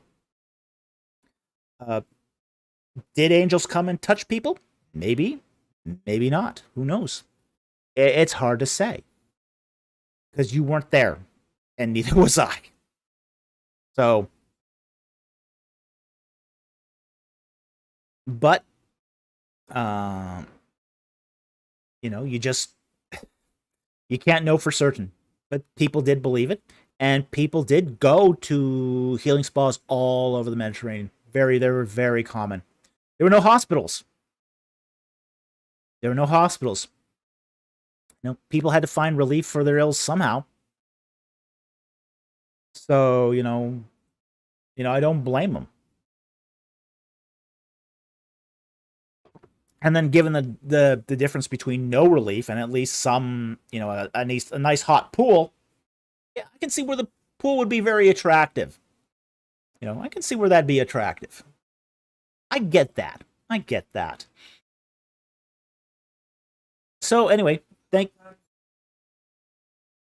hot tubs were, as my producer points out, hot tubs were big in the 70s and 80s. They're still, I mean, if you are, yeah, go to any resort. Local to, well, it's not really local, but in the interior of British Columbia here, there's a hot spring. Harrison Hot Springs. People go there for, not just for vacation and resort, and I guess that was more popular in the 70s, but people still go there. It's still an active hot spring. But people still go there for treating their ills. Hot mud baths. Same deal. I mean, the whole idea of immersing yourself in hot mud doesn't seem to really, thrill me, but, some people swear by it. Paul Thompson says, treat the symptoms even if you don't get cured. Yeah, absolutely. And there's nothing wrong with treating the symptoms. Especially if you don't have if you're not living in a day and age of medicine. That doesn't make it any less valid. Now, the whole idea of a cure from paralysis might be a little hopeful here, but again, that's what they believed, and was it true? Maybe, maybe not. But people did find relief in it. So, it wouldn't, let me put it this way, a pool like this would not have the reputation it does if something wasn't there. Okay? It's a stagnant, I mean, they're not just going to some dirty cistern. Some slimy, algae-covered cistern, and plunking themselves in the water and going, oh, wow, this feels so great. Okay? So it had to have some effect for this to have been considered,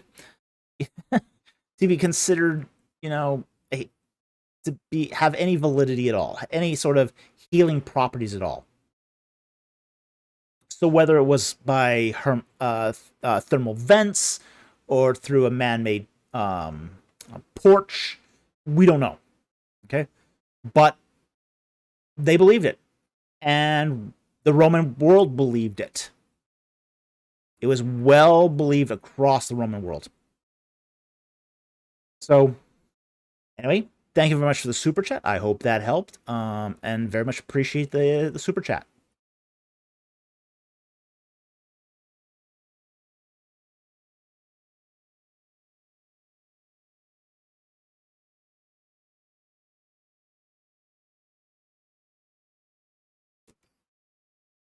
Yeah, Paul Thompson said there's some truth in legends. Yeah, there is.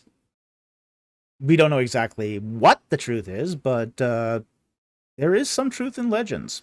And some things gain a reputation for a reason.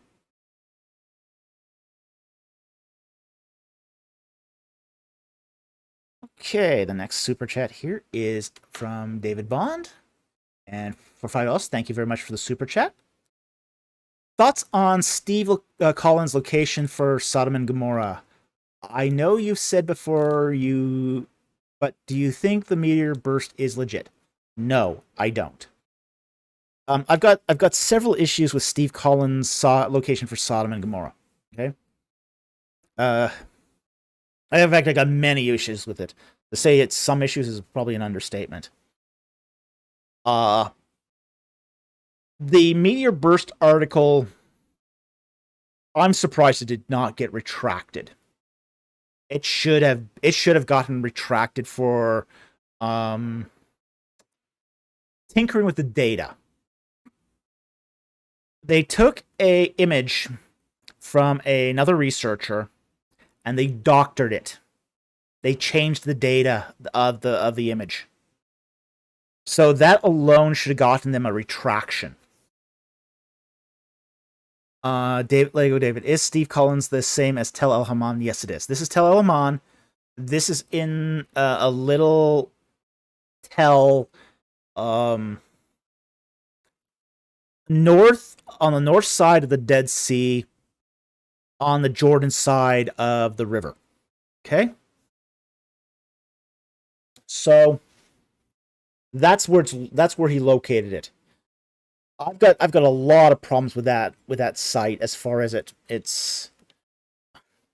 I saw Steve try to read some stratigraphy in a video, and he had a destruction layer at the bottom of his strata, and he's telling us that's the late bronze strata where, or the middle bronze strata where Sodom gets destroyed.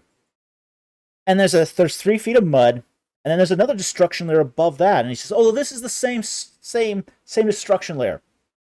And I'm thinking, yeah, that's not how you read strata. That's not how this works. It's not a destruction layer, and then some mud, and then another destruction layer. That's not how you read strata. I've got issues with the fact that he's never published a result. He's never published a interim report, a site report. He's published nothing on this. He's been digging there for 20 years and produced no literature.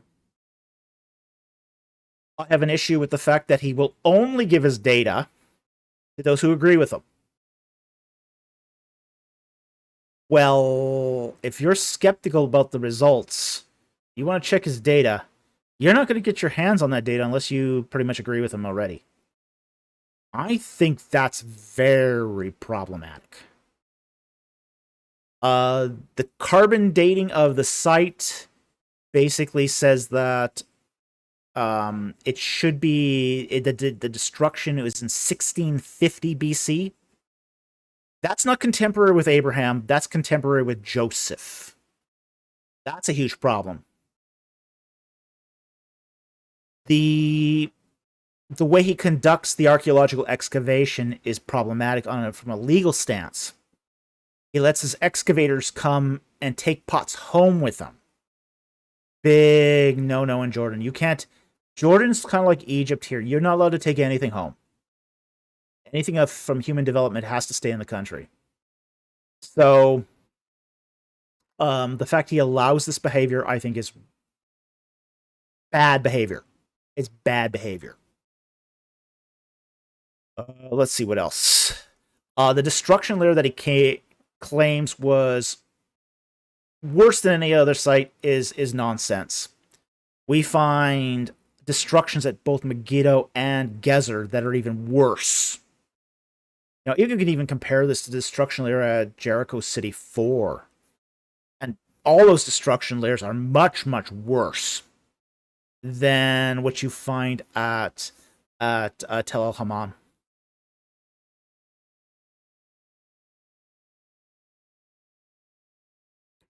So there's anecdotes, and the other thing too is there's a lot of tells a lot of anecdotes of the site that again are just not supported by a proper excavation report. There's no excavation reports. There's basically nothing. There's basically nothing except that one article about the meteor burst. And frankly, there were no atmospheric scientists that were on that who co-wrote that paper. You had a couple of technicians, unqualified technicians. So there's a lot of problems with this site. The site, the methodology, the publication record, the chronology, the history of the area, the so-called sulfur balls, which you find all over the region, which are part of bioreactants. And there's just... It's even in the wrong location. Because during the War of Kings, the Amraphel of Shinar was actually camped out at Gaza. And he cuts along along the Negev to get to Sodom. So, and then they retreat, the kings of Sodom and Gomorrah retreat into the tar pits at Jordan. Now we know where those tar pits are. If you draw a triangle basically from the top of the Dead Sea to the bottom of the Dead Sea and then go inland in Jordan for the point. And at that point, you'll find those tar pits. Okay, so we know where those tar pits are. And so if you're going to get a retreat into those tar pits, it almost demands a southern site, a site south of the Dead Sea for Sodom. Because otherwise, you would have to, the coalition would have to go all the way up to the Jordan River up past um, oh,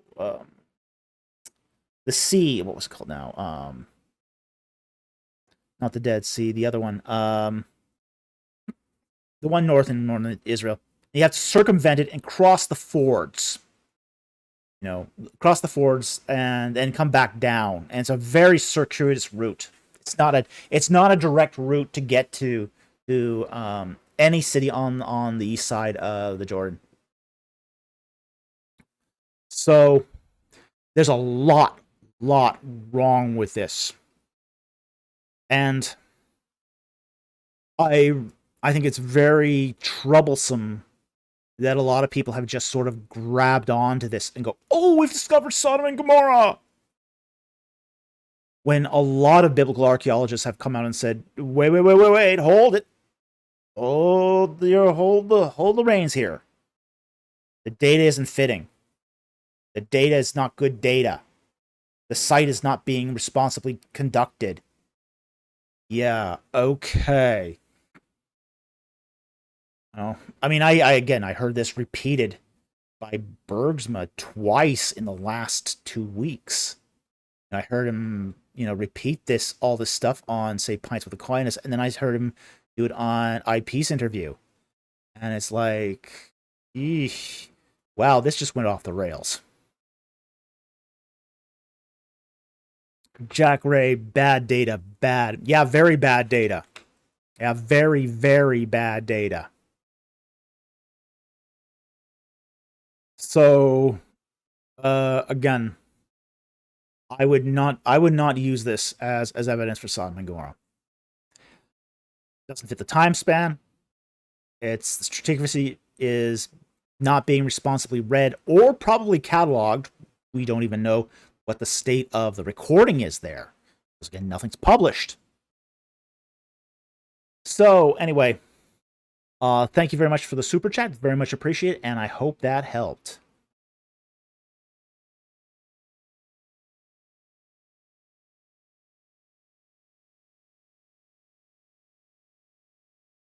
Lego David asks, "What do you think is the best possible site for Sodom?" I can't say. I think it just hasn't been discovered yet.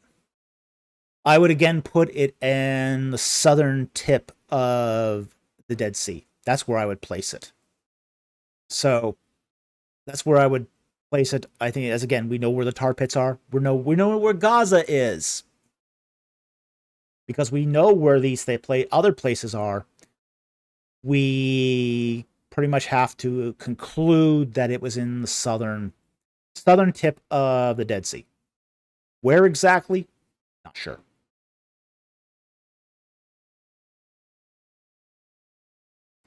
David Bond, yeah, I saw him say it on IP. Yeah, there was some points when you saw IP looking really uncomfortable when he was talking, because you know he had come on to talk about the documentary hypothesis. And I think when Bergsma talks about the documentary hypothesis, fantastic. I think he's dead on with the documentary hypothesis. But when he starts going on those rabbit trails, like on Sodom and Gomorrah, I mean, he even referenced Wyatt's chariot wheels on at one point with the Pints of Aquinas. And it's like, why even bring that up if you're trying to make a compelling case for the evidence? It just doesn't. I just don't understand why we'd do that. He's an Old Testament scholar. He should know better, really. But there we go. Okay, so let's go to the next super chat. I think we flogged that horse to death.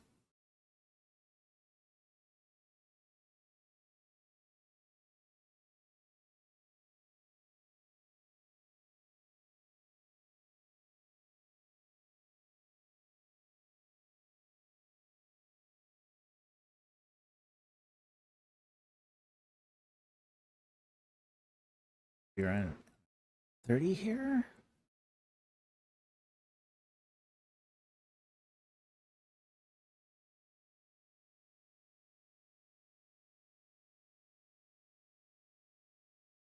Okay, the next one here is also from David Bond for $5. Thank you for the super chat. Thoughts on ground penetrating radar, photogrammetry, and lizard or lidar. Lidar, not lizard. Hmm? I'm up to minute 820. Okay. In these new documentaries popping up on Amazing, Nat Geo, etc. Okay. Ground penetrating radar, cesium magnetometry, ground penetrating radar, or LiDAR. These are techniques that are often used now by archaeologists. They're really useful techniques. I like them. I think if I was to excavate a site, I'd use them myself. But what they'll tell you. They will tell you changes in the soil composition and texture.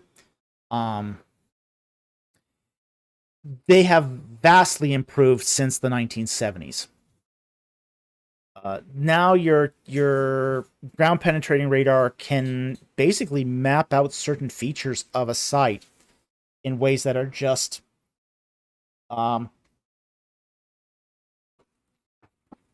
amazing. Just amazing. Like, for example, they used ground penetrating radar and cesium magnetometry to map out the site of P. Ramses, which is modern day Tel Qantir. Now, in the case of Qantir, it's still an occupied town. It's got a modern village on it with villagers who farm the local area. Okay. You can't uproot the villagers. This is where they live. So and you can't dig up the site, unfortunately, which would be actually fantastic if we could, because that we could get a whole lot out of that site, I think. But what we do get using ground penetrating radar is a map of the site of the Ramesside city. And it's amazing that you can see where the temples are, where the palace is, the extent of the homes. I think it's really a great technology. But it also has its limits. One of those limits has been, for example, the use in finding, say, burials. Okay? The one thing ground penetrating radar doesn't have, it doesn't have good resolution. So, you can pick up a wall with ground penetrating radar. Even a wall made of mud brick. Because there's a difference between the surrounding soil and the mud brick, where you can easily tell one from the other. But, like, for example, just recently, the ground penetrating radar was used to make the assertion that hundreds of tombs were found at a residential school site in Kamloops, British Columbia. The only problem is when they started digging up what the ground penetrating radar found, there were no bodies. The ground penetrating radar is just not precise enough to tell the difference between soil and bone. So there's limits to this technology. It's amazing technology. As I said, I would use it myself if I had a dig. It would be very useful to say, okay, here's where I can start digging.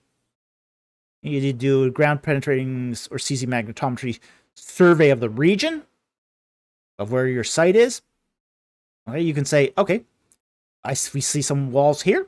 Let's start digging here. We're going to likely to get some good stuff here.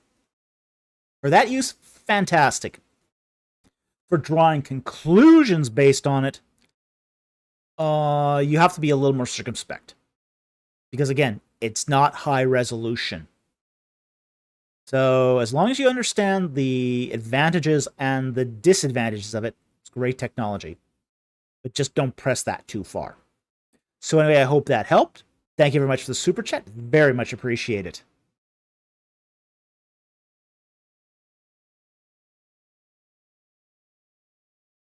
Not it. Okay. So 836 is one that's deleted. All right.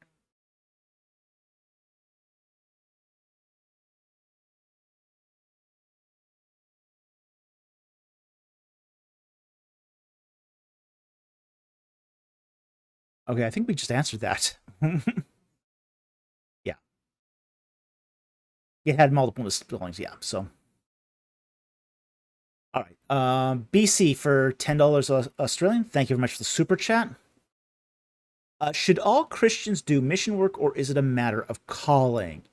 Should they have a minimum standard of theological and scriptural familiarity and behavior before purposefully spreading the gospel? Yes to all of that. Should all Christians do mission work, or is it a matter of calling? Okay. Generally speaking, all Christians should take part in the Great Commission. Go and make disciples of all nations, baptizing them in the name of the Father, Son, and Holy Spirit, teaching them everything that I have taught you.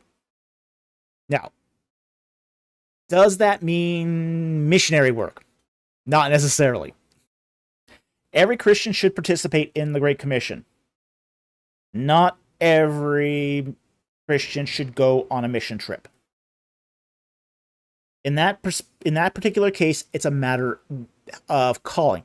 But there's more than one way to participate in the Great Commission. So the go and make disciples of all nations does infer missions. And missionaries love that verse. They love that verse because it gives purpose to their mission.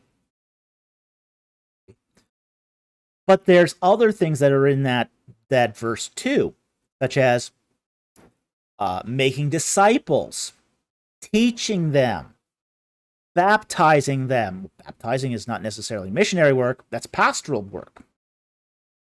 Teaching work is not necessarily missionary work either. It's teaching. So, there's multiple ways one can participate in the Great Commission that isn't necessarily missionary work. Do you teach a Sunday school class? That's participating in the Great Commission. It's not necessarily missionary work. Okay? So, there's a sense that, yes, you are supposed to be involved in Great Commission, but doesn't necessarily mean you should pick up and go to another country. Now, the rest of your question here. Should they have a minimum standard of theological and scriptural familiarity? Yes, they should. If they are spreading the gospel, they should be familiar enough with the basics of the gospel. The basic doctrines of Christianity, their scriptural support, they should be able to teach. So they should have the qualifications where they're competent at teaching. If they can't teach the scriptures, they've got no business on the mission field. That sort of comes with the job. And behavior? Oh, yes. Oh, yes, there should be a standard of behavior. You do not want people behaving badly on the mission field. It's a bad witness. It's not a vacation. It's not talking down to people. It's not a vacation. It's not your opportunity to go to Puerto Vallarta to do mission work. Okay? If you want to go on vacation, go on vacation. That's perfectly fine. If you're going to do mission work, do mission work. Mission is basically some place that has a need. You're filling a need with a mission work. Now, there are problems with how do you say this? Indigenous dependency and missionaries. this has happened in, say, a lot of impoverished places where missionaries come, bring a lot of money, and then leave. And you get this sort of vicious cycle of Westerners coming in, dropping money, and leaving. And it becomes kind of a game played by the indigenous peoples and the Westerners, where there's always this sort of monetary incentive to keep things going. I remember when I was in the Free Methodist Church, and one of the youth leaders had this bright idea of doing a mission trip to Mexico.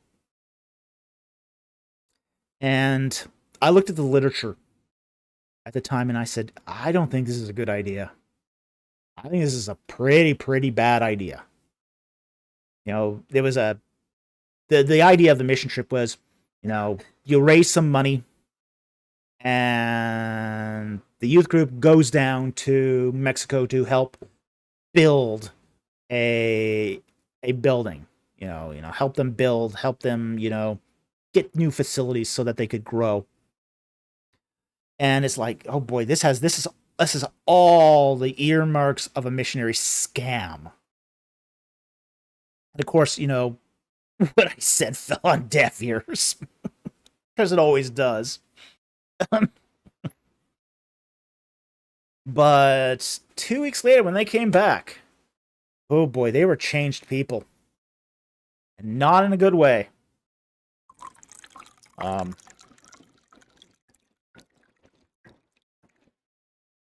They basically said that they were abused by the Mexicans. So I'm glad they all returned in one piece, but it was not a good experience. Basically the Mexicans basically used that group to, for slave labor for 10 days, and a big fat check at the end. So there's problems with the whole missionary thing. Now, there are some missionary groups that basically come in and say, hey, we're going to be here for 4 years. After 4 years, we're gone. So you're on your own after that. And I think those are more responsible than, say, the ones that have this codependency relationship. There's also the fact, too, that a good missionary organization has oversight over its missionaries. And not only oversight over its missionaries, but also breeds in its missionaries the idea that this is not a one-way exchange. The fact is that a good missions organization also teaches its missionaries that when you go to these foreign countries, they've got something to teach you. It's not a one-way deal. You are there to maybe teach theology or the gospel or whatever, but they're going to teach you something about their culture and how they express, ideas of Christian experience, maybe orthopraxis, maybe they got a better way of doing, say, worship than you do. There's a lot you can learn from indigenous churches that you might not understand being an outsider. Now, I will also say this. Some of the places that need missionaries most are the most neglected. Like, for example, let me give you probably the most neglected. Like, for example, everyone here in North America thinks, okay, I want to do a mission in North America. Let's go to Mexico or Central America, because they don't have the gospel. They're actually better off than a lot of places in Canada. The place in North America that's in most desperate need of missionaries right now is Quebec. It's Quebec. The evangelization rate in Quebec is something like 0.07%. Okay? So think about that. Think about that as a statistic. It's like 1,000. Like 1,000. 1 out of 1,000 people in Quebec have heard the gospel. It's the lowest evangelization rate in North America. It's the lowest evangelization rate. Churches are closing left, right, and center in Quebec. We see this in, permeate the culture of Quebec. I mean, chances are, if you're born in Quebec, neither of your parents are married. That's the odds in Quebec. Almost the majority of people born in Quebec are born to families that are not in wedlock. The largest church in Quebec is the Roman Catholic Church, and the attendance there is about 1%. So while there's cultural Roman Catholicism in Quebec, it's not practical. There's nobody actually going to church. So while people are going to these resort missions like Denver or Puerto Vallarta, those aren't real missions. They're vacations. They're vacations for privileged classes. Okay? You want to do missions? There's a lot of opportunity in Canada. You can go to Quebec. You can try to do some reconciliation ministries with Native Americans. Lots of opportunity there. The Native American population is almost as badly evangelized as the Quebecois. Yeah, but you got to respect their traditions. You've got to respect them. Nobody wants to. Yeah. No one, as my producer points out, no one wants an outsider coming in and saying everything you do is wrong, everything you do is from demons, that sort of thing. No, nobody wants that. So you gotta be respectful. But there's a lot of opportunity. The fields are white, ready for harvest. But again, it does require a good theological understanding. It requires good scriptural familiarity. It requires good behavior and empathy. Yeah, you have to have cultural understanding, like my producer just said. You have to be able to culturally understand who you're talking to. Yeah, listen. Yeah. Yeah. My producer points out that the number one ability of a good missionary is the ability to listen. So, not just to listen, but also be able to meet them at their level. So there is a call for missions. There's a lot of call for missions at the moment. I will say the other thing too is you also, and this is not talked about very much, you got to be good at fundraising. Some Christians will not do well in the mission field because they suck at fundraising. It's why I never became a missionary. Okay? It's not that I didn't feel called.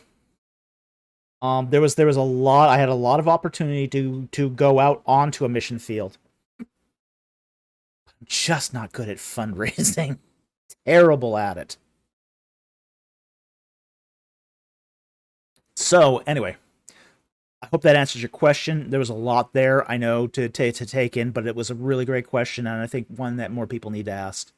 So anyway, thank you very much for the super chat. Very much appreciated, and I hope that helped.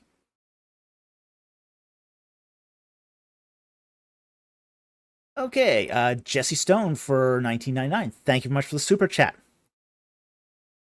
Please award these superlatives to your teachers. 1. Most likely to write a half-page footnote. 2. Most likely to challenge your interpretive assumptions. 3. Most likely to come alive during conversations on geography.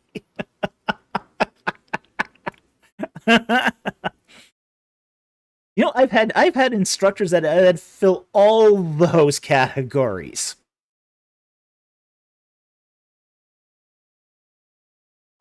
I mean, I have had teachers that do half-page footnotes. I've also had ones that did challenge my interpretive assumptions. And they were some of the best teachers I've had. And then I had one that did come alive during the conversations on geography. It's one of the reasons why I did cultivate an interest in biblical geography. One of the best seminary courses I had was by Barry Beitzel.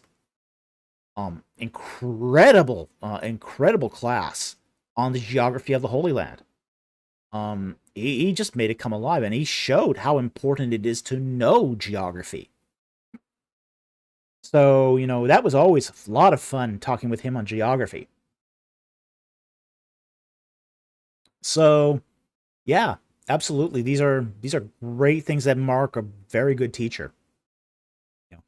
Now, the first one, most likely to write a half-page footnote, probably a better researcher than necessarily a teacher, but I've had some teachers that did do this. So, anyway, thank you very much for the super chat. Very much appreciated. And I treasure my good teachers. You know, I would not be the researcher or scholar I am today if it wasn't for good teachers. Good teachers basically inspire you. They challenge you.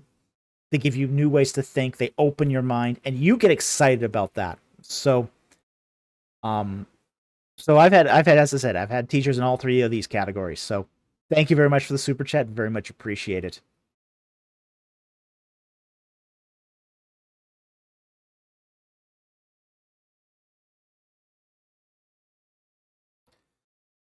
Okay, Michael Smith says, do you know if this is appropriate for YouTube, but ancient Egyptian curse words, slang terms, yo mama jokes? They did do curses. Such as like stuff like, you know, may you be infested with the fleas from 1,000 camels, that sort of thing. That's an Arabic curse, by the way. But they had stuff like that. They had slang terms too. Like, they would call people, how do I say it?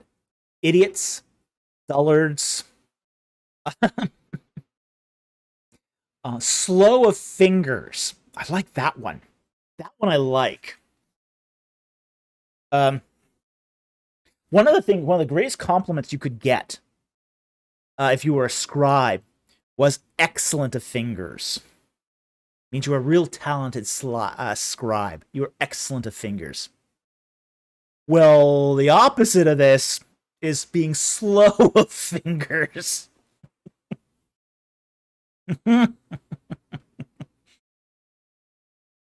So, bad scribes would be slow of fingers. So you did have that. There was a note on Ostraca at Deir el Medina that basically, funny. It's a funny note. It was a message sent out to one of the tomb workers, and on the message it says, "Write your reply down because the boy carrying the message is an idiot."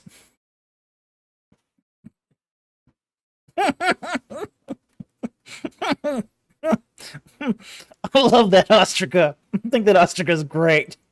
An hour just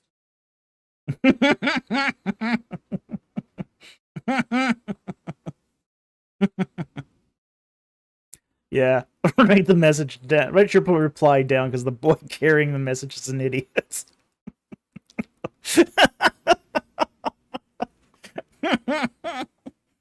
Clearly, the messenger boy couldn't read.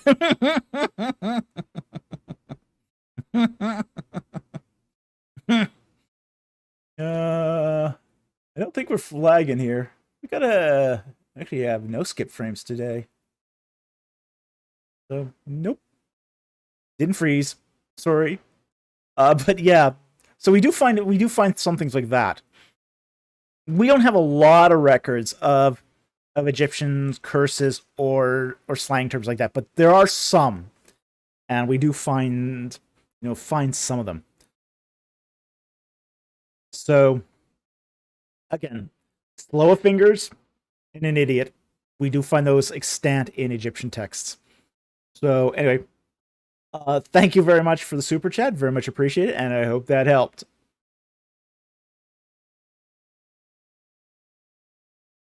Paul Thompson for $1.99. Thank you for the super chat. What was the ancient Near Eastern view on animal souls? For example, Ecclesiastes 3:19-21. Okay. Go to Ecclesiastes here. 3:19.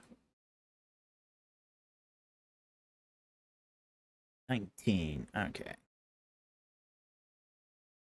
Bible here, and we'll just read it quickly. For the fate of the sons of men and the fate of beasts is the same. As one dies, so dies the other. Indeed, they all have the same breath, and there is no advantage for man over beast, for all is vanity. All go to the same place, all came from dust, and all return to dust. Who knows that the breath of man ascends upward, and the breath of beast descends downward in the earth to the earth? And I have seen that nothing is better than that man should be happy in his activities, for that is his lot. For who will bring him to see what will occur after him? All right. So that's the passage. Now,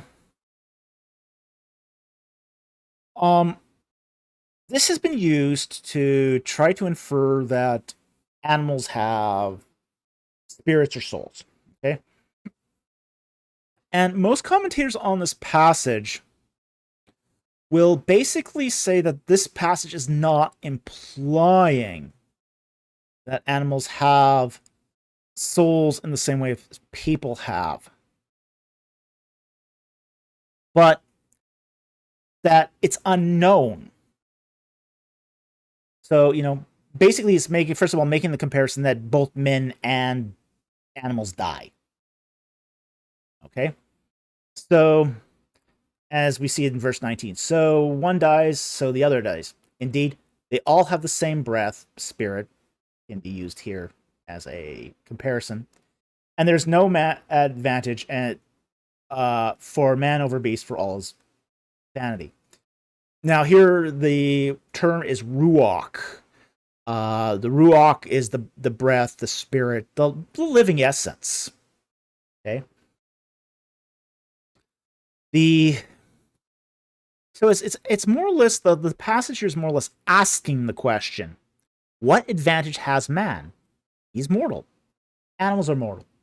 Both have living essence. Okay.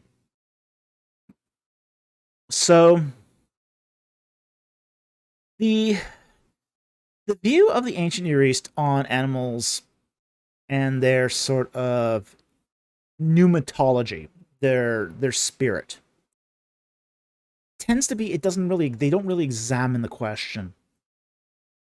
Most places are not concerned about this. Now, there are hints of this in, say, the Bible. You don't find those same hints in other ancient Near Eastern traditions. You don't see it in Egyptian. You would think that, say, for example, Egyptian religion would have ideas of, say, animals in the afterlife. It doesn't seem to be the case. at least the Egyptians never talk about this. Like, they'll do mummifications of animals. Like, they'll mummify ibises and hawks and falcons and crocodiles and all that too for particular worship of gods.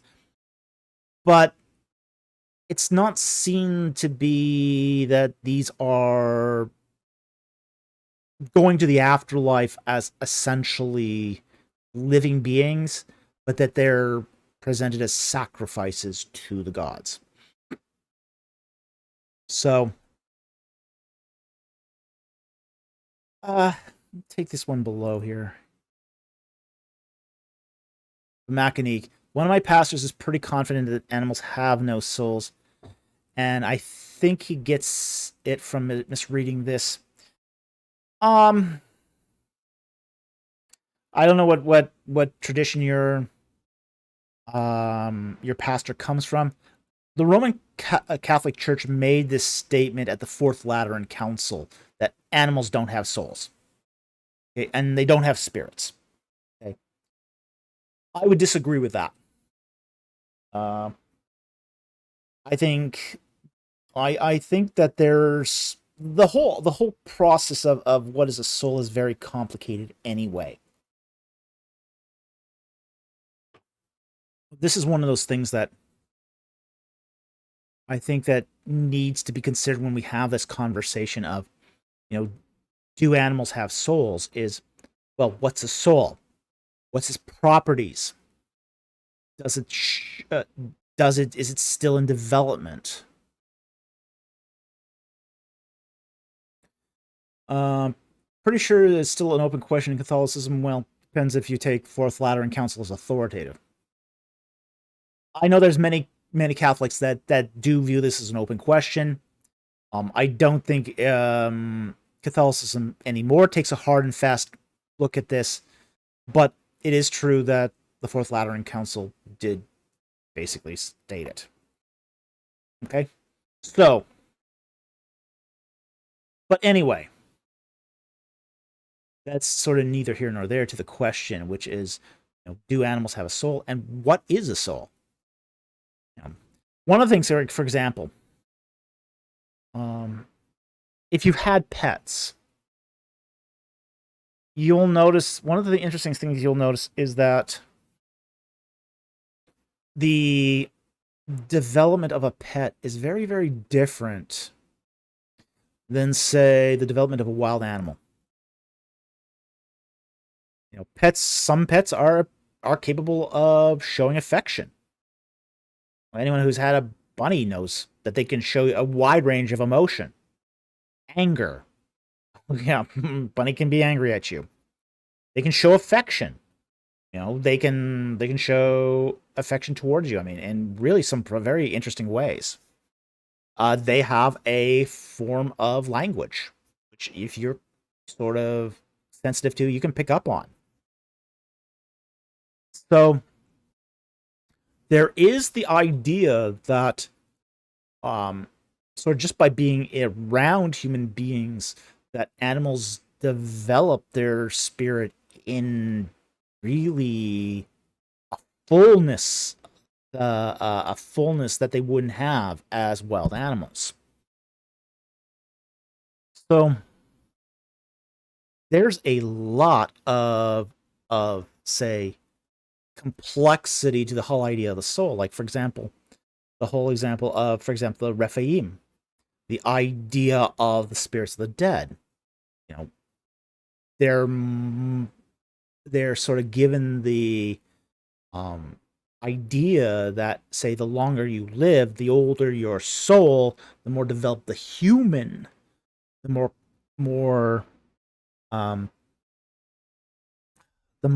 robust. That's probably a better word. Robust the soul becomes. So, and I think it works the same in animals. Is, say, the more interaction that an animal has in a loving, caring home of humans, the more robust their spirits become. In which case, you have to ask at that point, what's the difference between a robust spirit and a soul? practically very little. In fact, there's essentially no difference between a robust spirit and a soul. So I would not be so quick to dismiss this outright, especially given what we know about animal behavior these days.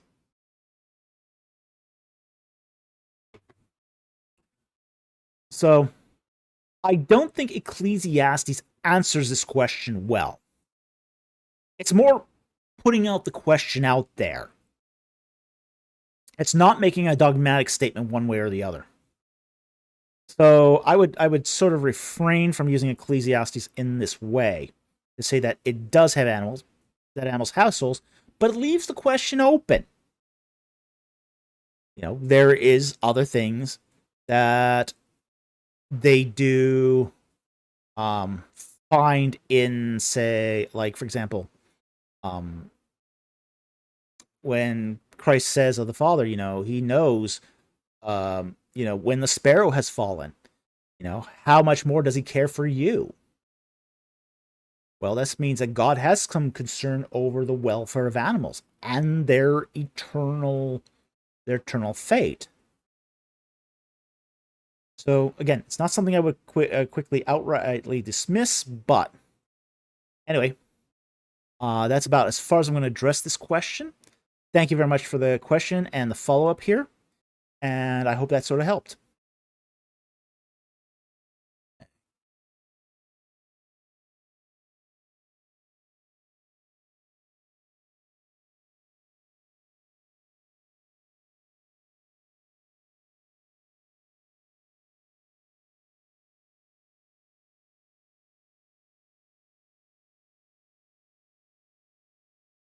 Okay, the next super chat.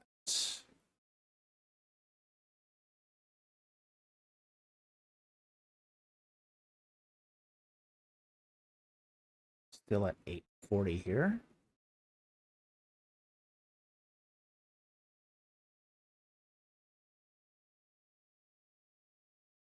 There we go. Okay, next super chat here is from Konstantinos Karampakakis for $10. Thank you for the super chat.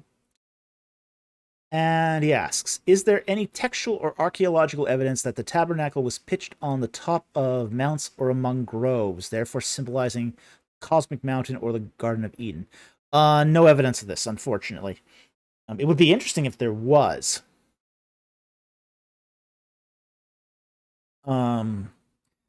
The tabernacle was meant to wander between the tribes. It never actually did that. At least not for any extended period of time. It was eventually located in the town of Shiloh, where Shiloh was a cult center, and essentially a little sort of temple grew up around the tabernacle. It was pretty interesting, actually. But that's about as close as we get to anything like this. But we don't have any evidence of the tabernacle being pitched on mountains. In fact, it was prohibited to be posted on mountains, because that'd be a high place. But we don't have evidence of it having anything related to a garden motif either.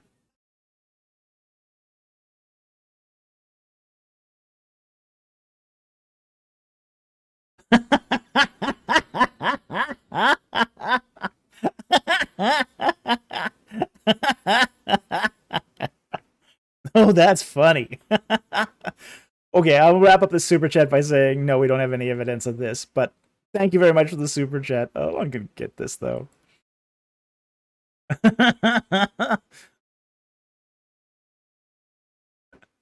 Talbot Slade. So I assume my friend's evil, unrepentant poodle is headed to hell. Oh yeah, totally.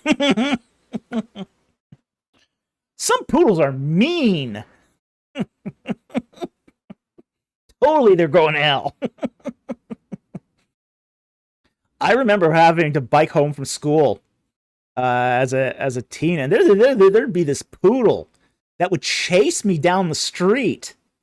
It even bit the leg of my pants at one point. I'm on the bike, and this thing's hanging on, being dragged by my bike. It's just like, oh my gosh, how did this dog get out? It's just like, wow.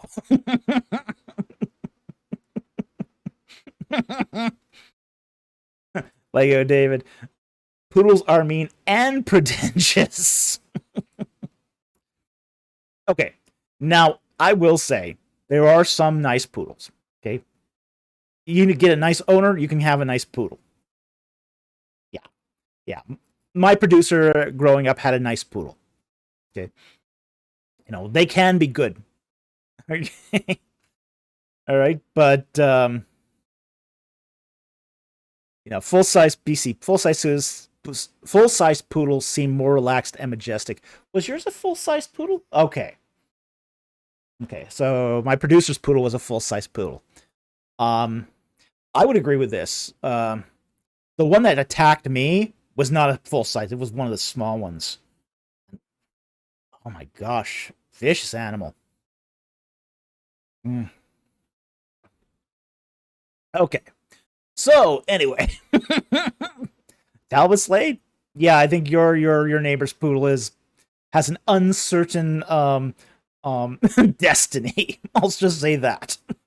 But that was very funny. Okay, let's get back to the super chats here. I think we're actually falling behind here. I've gone down too many rabbit trails. I think we're back at 840 here.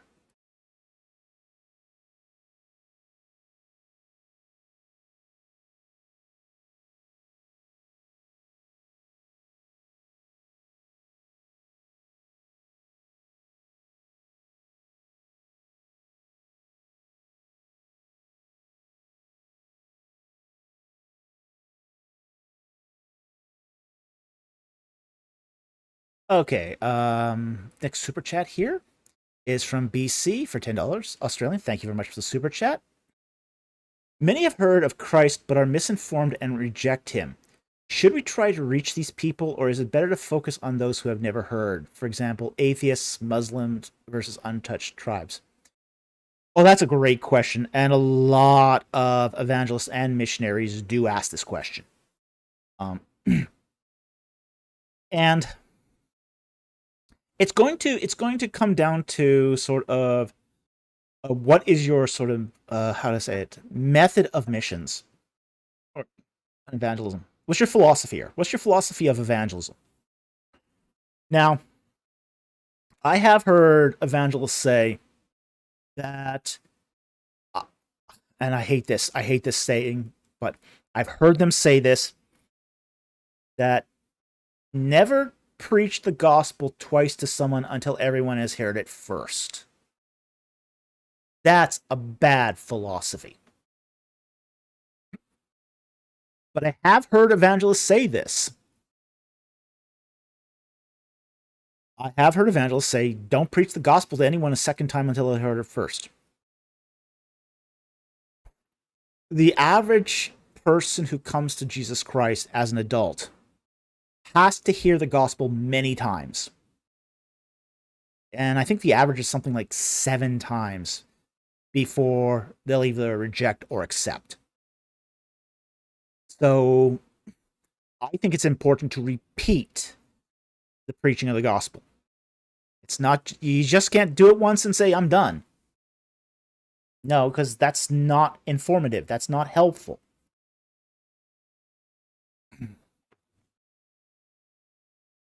So, and frankly, the gospel can resonate in some presentations, but not in others. Okay. So just because you've heard the gospel doesn't mean it clicks.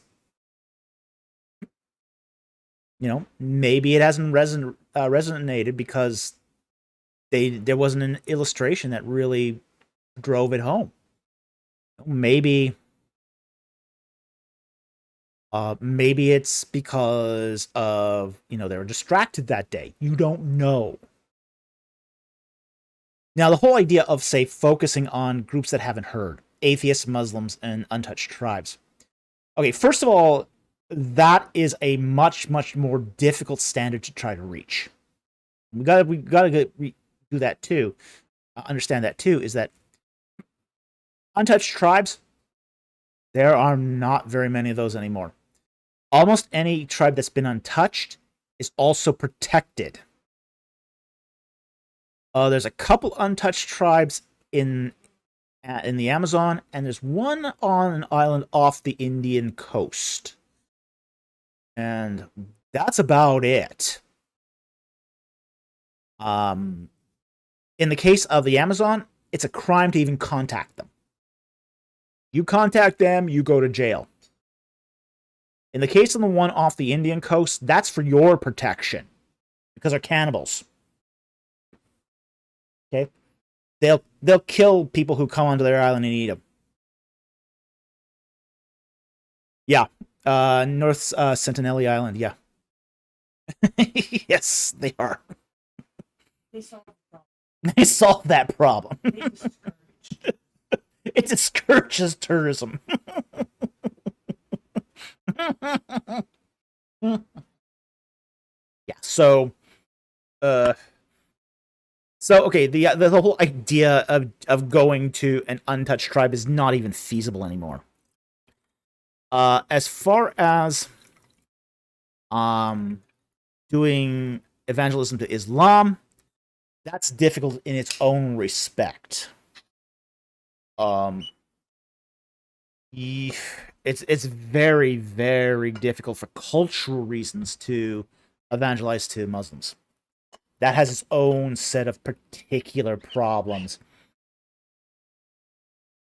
Like, for example, you might not even have a good Bible translation that you can give to a Muslim because that translation has been watered down to be unoffensive to Muslims. Well, if you're not being offensive in some way, you're not preaching the gospel. Atheists, the ground is a little more fertile with atheists, but again, it depends on the type of atheist. Are you dealing with somebody who grew up in an atheist home, never heard of the gospel at all? Your chances of reaching them is a lot greater than, say, someone who deconverted from Christianity. If someone who deconverted from Christianity is virtually impossible to reach. So even then, you've got some difficulties. So, given all that, I think it's almost it's better philosophy to, keep going over the ground where the Lord has placed you. Okay? Don't look for greener grass. Okay? Don't look for greener pastures. Wherever the Lord has led you to do the work of the kingdom, do it there. Do it there. Because God's guided you there for some reason. So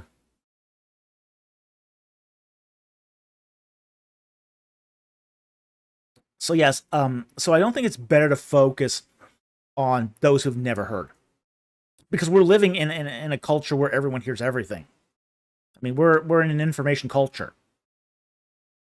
So you're not going to find just people that just haven't heard because they had the potential for access, but at the same time, too, there's going to be cultural barriers that prevent that access.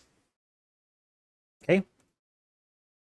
So, with that said, that's what I would say is the philosophy that says, don't preach the gospel twice till everyone hears once, total garbage. That philosophy is total garbage, should be tossed out. Preach the gospel in season and out of season, whether it's convenient or inconvenient, and do it wherever the Lord leads you. Now, if the Lord leads you to do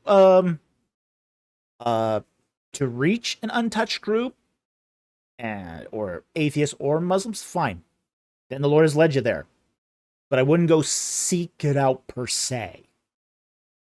There's a lot of work that can be done right where you are standing right now. So with that said, thank you very much for the super chat. Very much appreciate it, and I hope it helps. I see you're on sort of a missions theme tonight. So I'm glad you're asking these questions. These are great questions to ask. So, if there's anything that's driving these particular questions, please let us know, because we believe in praying for our community as well. So anyway, thank you very much for the super chat. Very much appreciated.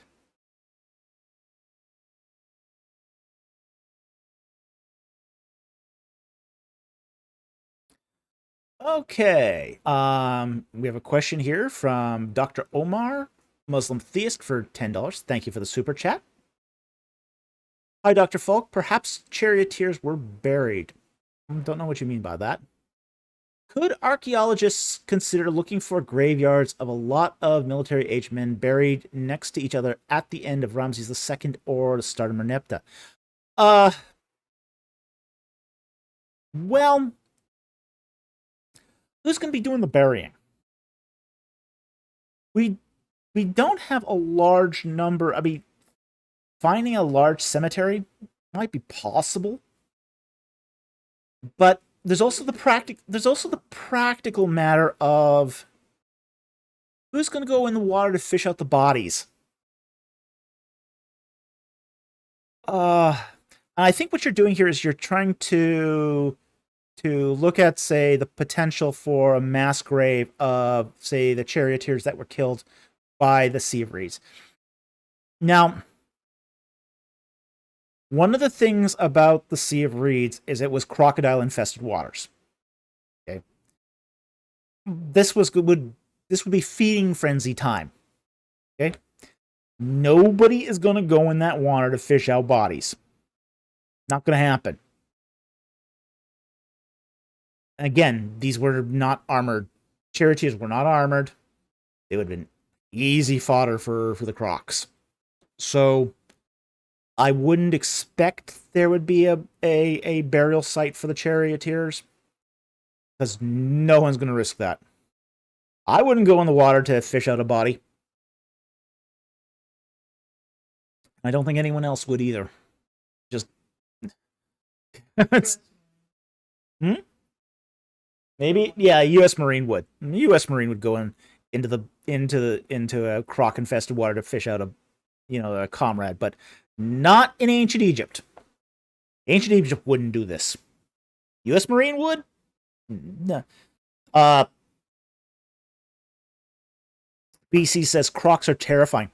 Oh yeah. Wow. There's a story from World War II, and I think this happened in Thailand during the Japanese occupation. And the British corralled the Japanese against a swamp. A whole, say, battalion of Japanese. Like 1,000 Japanese. And they knew this swamp was infamous for its crocodiles. And they pinned them. They pinned them against the water. And of course, Japanese don't surrender. So you had 1,000 of these Japanese try to cross the swamp.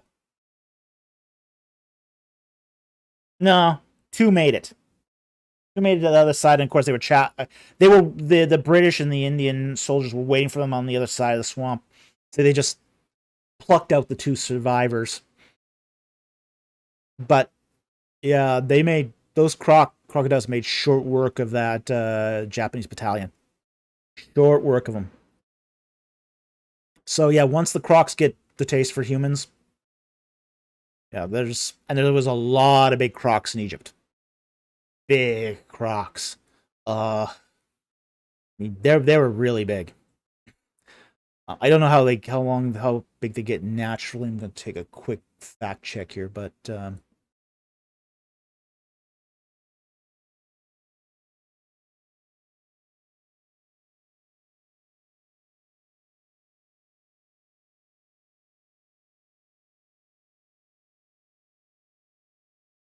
yeah, 23 feet is the maximum size. I recalled that there were crocs in Egypt that got up to 20 feet. So, there was definitely We do find some mummies that are crocodile mummies that are that size. So, that's fairly. Yeah, there were some big ones, especially the ones in the Fayum. Big. These are big animals. So, and the Plusiac estuary was croc infested. We know this because the they're longer than most cars, exactly. Oh yeah. Yeah, I work in a furniture store on as my day job, and I have to load 10-foot carpets into people's cars. As like, yeah, a lot of cars are having difficulty with the 10-foot carpets. So yeah, these crocs were bigger than most cars, and in some cases heavier too. So can run faster than you think. Oh yeah, yeah. You actually on the relief of Seti the First at Karnak Temple, where it shows the map. It shows the map of the fortresses on the Way of Horus, and the fortress at Charu, which is basically the first fortress you hit when you leave Egypt, and it has two components. There's and we call archaeologists call this Charu A and Charu B, and it's basically a fortress that straddled a river, straddled a canal, and one was on one side, one was on the other side, and a bridge crossed it. Okay. In the relief, you see in the canal crocodiles. They drew the crocodiles in the canal. So they were there. The crocodiles were definitely there at the Sea of Reeds. Okay. So, yeah, there wouldn't have been anything much of anything left for the Egyptians to bury. So anyway, Dr. Omar, thank you very much for the super chat. Very much appreciate it, and I hope that helped sort of explain the historical situation here. All right, let's take the next super chat.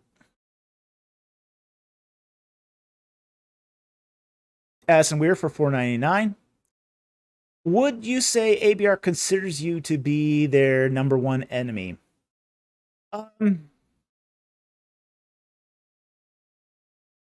Let me put it to you this way. I'm not a popular figure at the NEAS, which is basically their sort of little group at ETS. So I'm not sure if I'm their number one enemy, but I'm up there. I'm known. They all know about me at ABR. So I have taken on quite the reputation there. So while I don't glory in that, they've taken notice of my work, and they don't approve. So anyway, thank you very much for the super chat. Very much appreciate it.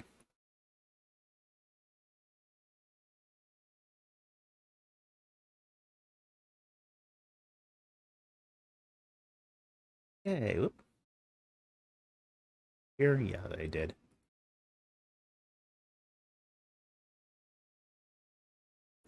Okay.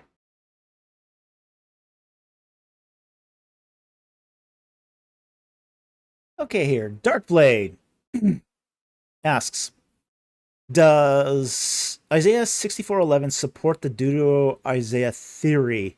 Also, will Bon Bon tax or fine me for mentioning the Deutero-Isaiah theory? Yeah, he probably will. All right, let's pull up our Bible here.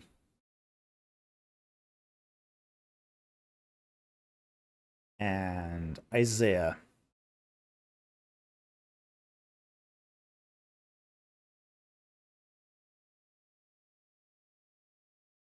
Isaiah 64.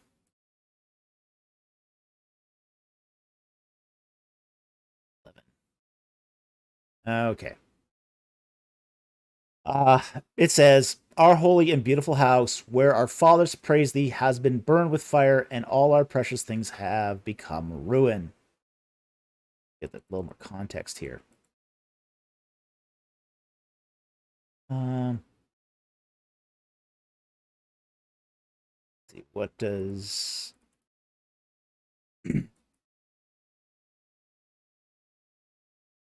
okay, Isaiah 64:1. Oh, that thou wouldst rend the heavens and come down, that the mountains might quake at thy presence, as fire kindles the bushwood, as fire causes the water to boil, to make thy name known to thy adversaries, that the nations may tremble at thy presence. When thou didst awesome things which we did not expect, thou didst come down, and the mountains quaked at thy presence. For from old they who have not heard nor perceived thy by ear, neither have they seen God besides thee, who acts in behalf of those who wait. Okay.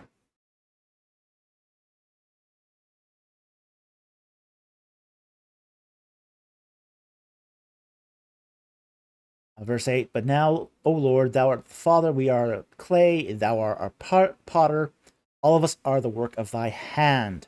Do not be angry beyond measure, O Lord, neither remember iniquity forever. Behold, look now, all of us thy people. Thy holy cities have become wilderness, Zion has become a wilderness, Jerusalem a desolation. Our holy and beautiful house, where our fathers praised thee, has been burned by fire, and all our precious things have become ruin. Wilt thou restrain thyself at these things, O Lord? Wilt thou keep silent and afflict us beyond measure?" Okay.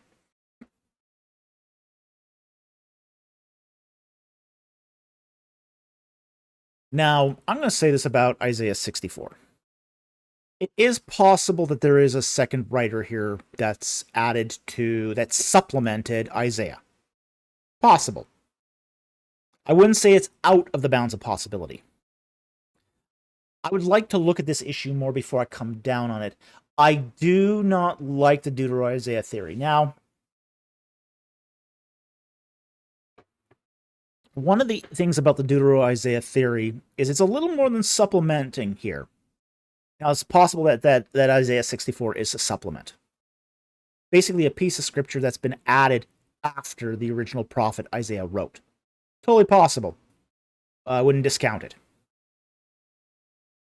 But I also think, too, that a lot that's been ascribed to the Deutero-Isaiah theory, and for those who are not familiar with the Deutero-Isaiah theory, it's the idea that Isaiah was written by 2 or 3 authors, essentially, basically the second Isaiah.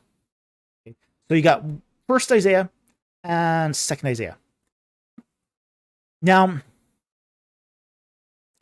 there was a commentary written, I think it was one of the word commentaries, and the author of that commentary got panned, critically panned, because one of the things he had said was, and it wasn't a good commentary overall, but he had the idea that there was no Deutero-Isaiah theory, but that there was a natural break in the text that sort of had the idea of a reflective text. So you have a first Isaiah, which was written by Isaiah, and then you had the second part of Isaiah, which sort of mirrored that first part. This idea was scoffed. You know, the literary intelligentsia of biblical studies scoffed at the idea, totally panned his commentary, because the whole idea of Deutero-Isaiah was so entrenched.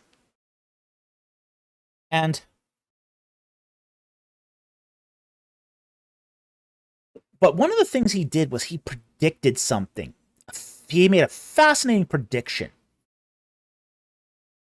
And he predicted that on ancient scrolls that there might have been a page break, basically a chapter, a break in writing at a certain point in the text.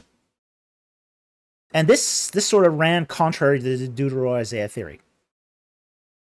Because the break happens a lot earlier than in, say, the Deutero-Isaiah theory suggested.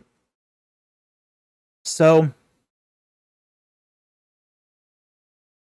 what happened was we got the Dead Sea Scrolls.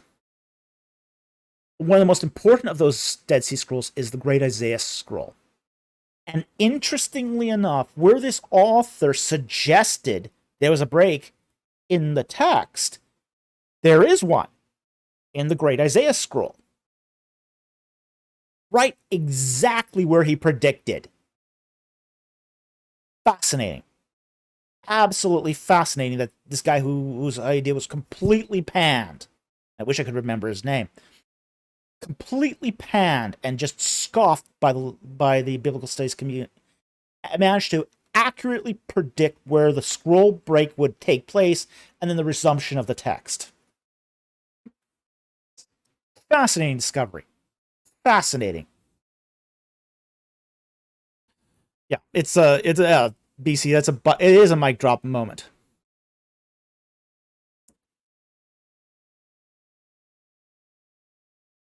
You know. So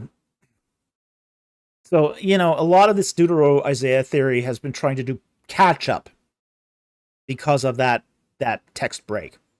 But that was not part of the original Deutero-Isaiah text or theory. They've had to sort of accommodate afterwards. So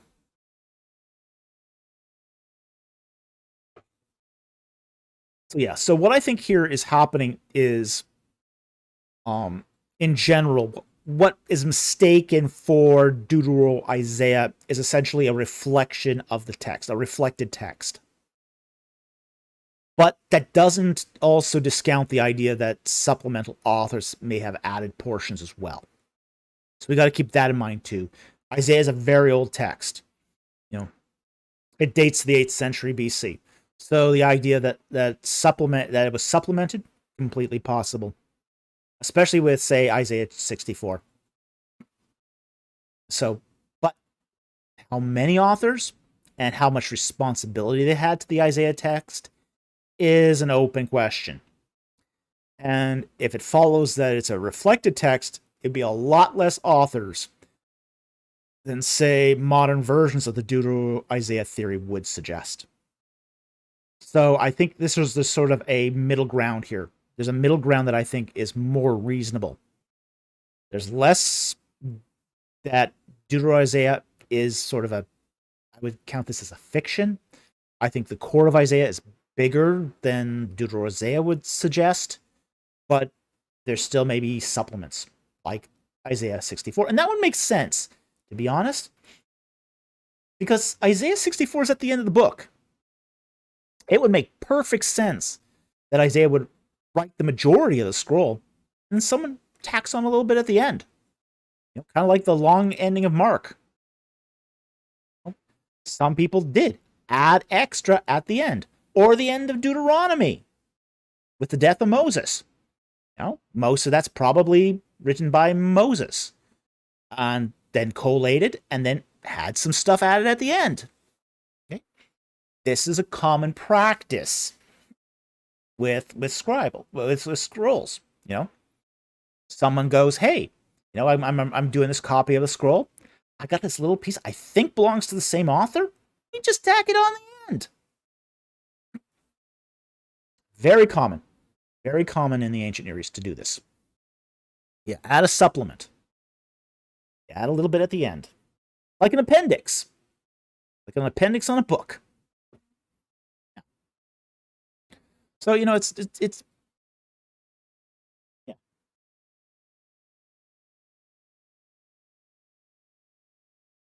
Yeah. Yeah, my producer here says it's like if she published one of my books, maybe posthumously, and then added some appendixes at the end saying, well, this is what he means here. Be exactly like that. Yeah. Yeah. It's adding supplemental information. You know, maybe, as I said, maybe some scribe thought that he had an extra piece of Isaiah and tacked it on. It's possible. But I don't agree with the Deutero-Isaiah theory that it's multiple authors of Isaiah. I think there's a core author, and I think it's just supplemented. And I think more scholars are going that direction. I know Kip Davis thinks it's all redacted in multiple authors, but that's a North American bias that I think is not exactly yes. Evidence. Yeah, I don't think the evidence supports it. So anyway, thank you very much for the super chat. Very much appreciate it, and I hope that helped. Okay. BC for $5 Australian. Thank you for the super chat. Do you think that the practices mentioned in Isaiah 65:4 could relate to cave discoveries at Beit Shemesh, perhaps an earlier informative tradition? Well, let's see what it's talking about here. So again, this is possibly one of those supplements again. So Isaiah 65 verse 4. Who sit among the graves, spend the night in secret places, who eat swine's flesh, and the broth of unclean meat is in their pots. Charming.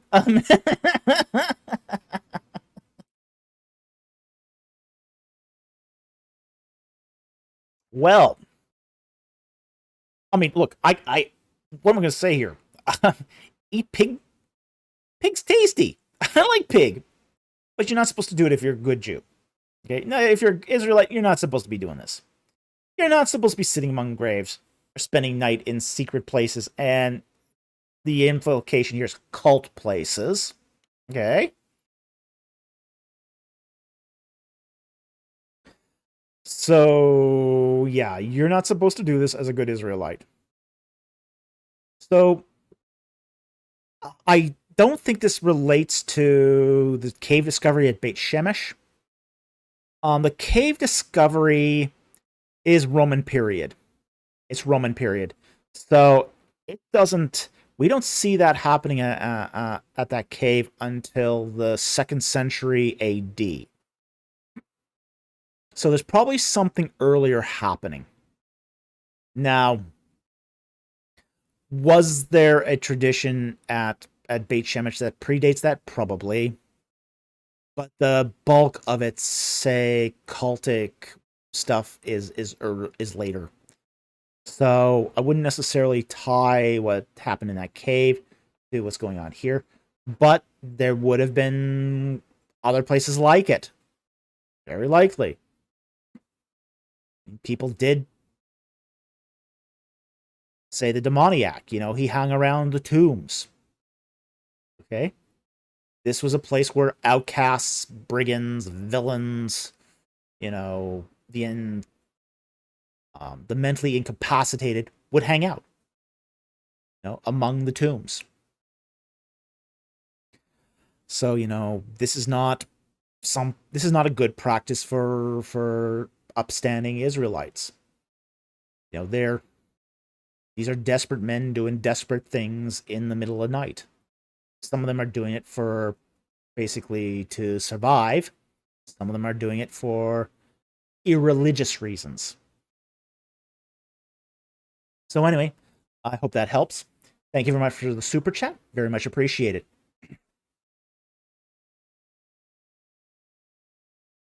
Okay, we're a quarter after 6 here, a quarter after 11. So we're gonna speed up the live stream a little bit and try to get through as many of these as we can.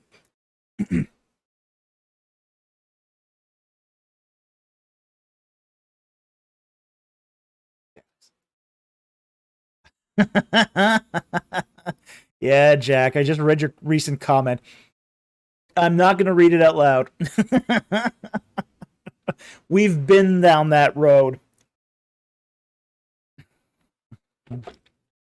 Not going to do that tonight.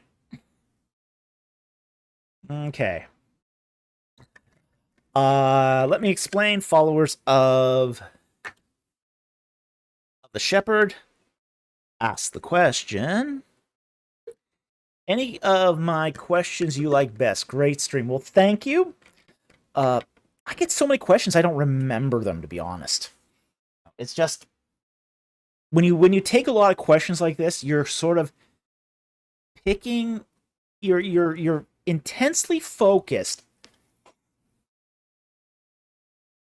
on whatever question you remember addressing in the moment. So you're not really remembering the whole live stream.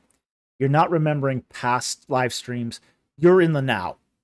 It's how do I say this? It's the now is all encompassing. It's you get in the zone. It's a zone. You know, if you play sports of any kind, you'll hear athletes talking about being in the zone, and where their body and mind is focused on the activity. So, yeah, you get very much in the zone if you do a lot of like these Q&As, because you have to be.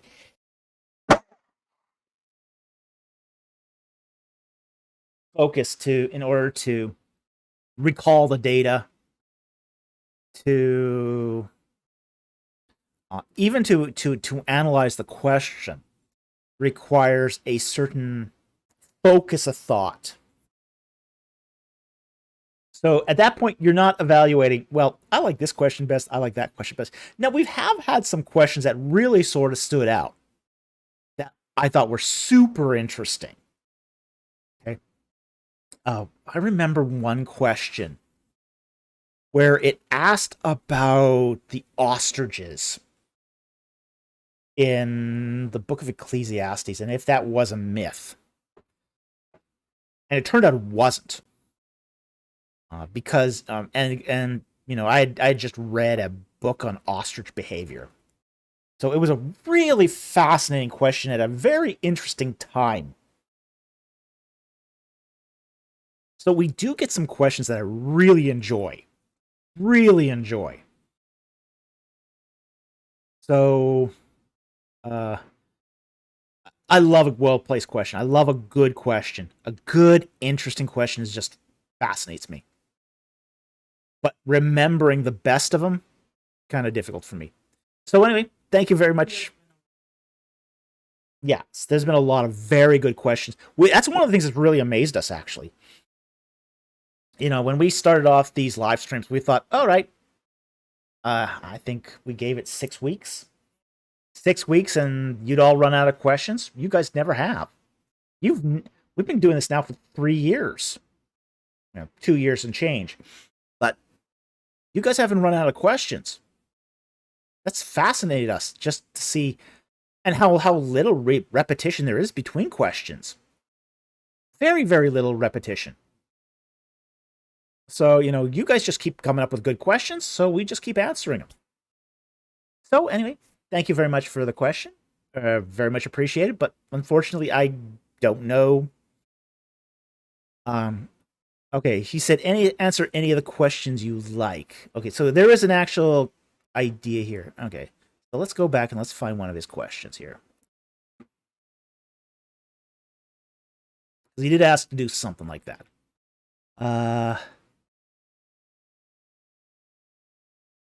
Let me explain follower of the shepherd.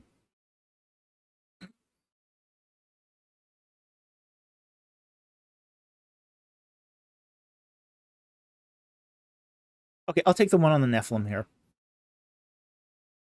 Okay. Let me explain followers of the shepherd asks, I know you reject Heiser's view of the Nephilim, but does it make sense with ancient Near Eastern belief, or is it anachronistic? Did they believe divine beings can procreate with man? Okay. Well, that's going to be a yes and no question. It is anachronistic. Okay.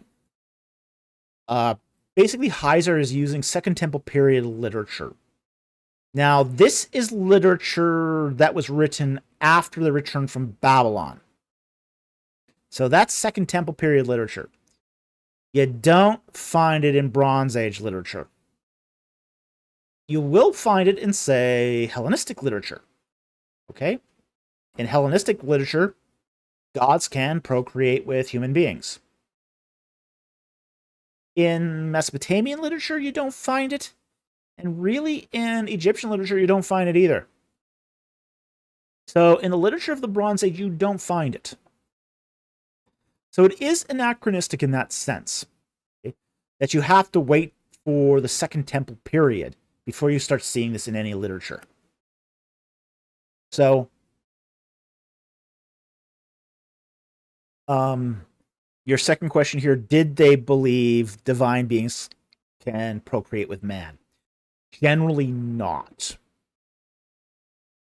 For example, in Egyptian literature, you don't find, even say kings, which are more, the myths of kings, which are basically given to this sort of lineage from the gods. They don't actually believe that the king was divinely procreated by the gods, although they do think that the kings were, say, raised by the gods or conceived with the help of the gods, but they're not thinking that procreation there. I mean, they know that the king had intimate time with the great queen and produced the next king. They know where it comes from. They're not stupid on biology. And yet, in the reliefs, you'll see Isis breastfeeding, say, the young king. Or Thoth, or sorry, not Thoth, Khnum, forming the king on a potter's wheel. Okay? So there is the sense that the gods are involved in, say, the creation of the king, but not the procreation of the king. They didn't believe that the gods could procreate with man. The gods could procreate with each other. That's very common. And you find that in both Mesopotamian literature and Egyptian literature, where gods can procreate with each other. Just don't seem to procreate with man. Now, we do find this in, say, Greek literature, Greek myth. Greek myth, you get gods procreating with human beings to produce demigods, like Heracles. Okay? So, that was common. So, in Greek, Roman and Greek literature, you'll find this. In Second Temple period literature, of course, Greek and Roman literature is quite late. It's post 7th century. So, by the time that reaches, say, the Levantine world, you're already in the Second Temple period. So almost all of this is Second Temple period stuff. So anyway, thank you very much for the super chat. Thank you very much for that question. I hope that helped.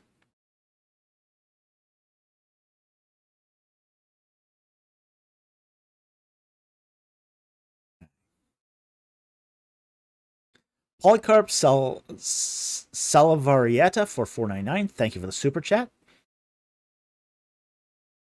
Where can I start on a faith journey? I want to restart everything. Where you are. Start where you are. The the journey begins with one step. Start your faith journey by going through the Bible. Read your Bible. Really get into the scripture. Meditate on the scripture. Take a psalm and read it 3 times a day. Read that same psalm 3 times a day for an entire month. You'll discover a faith journey after that. There's ways of doing this. How's your prayer life? Are you bringing your concerns to the Father? There's a lot of ways you can approach this. So, where do you start? You start where you are. Where you are, you start today. Simple. That's how you begin a faith journey, is through acts of trust like this.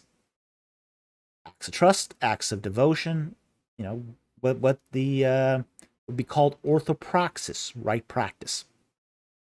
So that's how you begin a faith journey, is where you are, and you do it through God's word. So anyway, I hope that helped. Thank you very much for the super chat. Very much appreciated. Okay, BC for $2 Australian. Thank you for the super chat. Was Greek the primary language of first century Jews? Ah, depends what circles you hung around. If you were a scribe, yes. If you were practically anyone else, no. First century Jews spoke a lot of Aramaic, but they could also read Hebrew. And most of them had knowledge of Greek. So, so Greek wasn't the primary language of first century Israel. Excuse me. Aramaic would be more common, especially as it sort of becomes Syriac. But so Aramaic was probably the language of choice amongst, say, first century Israelites. But they also spoke other languages too. They did speak Greek. Some of them knew Hebrew quite well.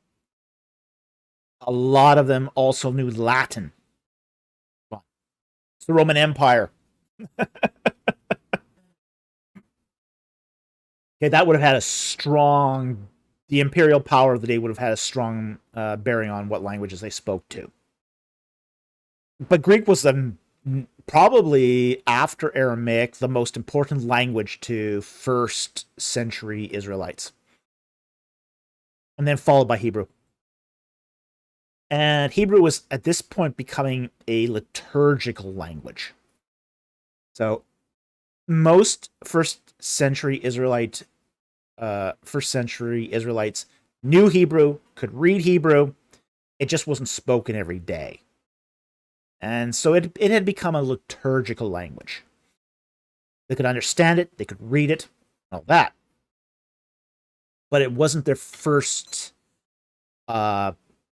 language for communication. So, anyway, I hope that helped. Thank you very much for the super chat. Very much appreciate it. All right, I'll take the follow-up question here.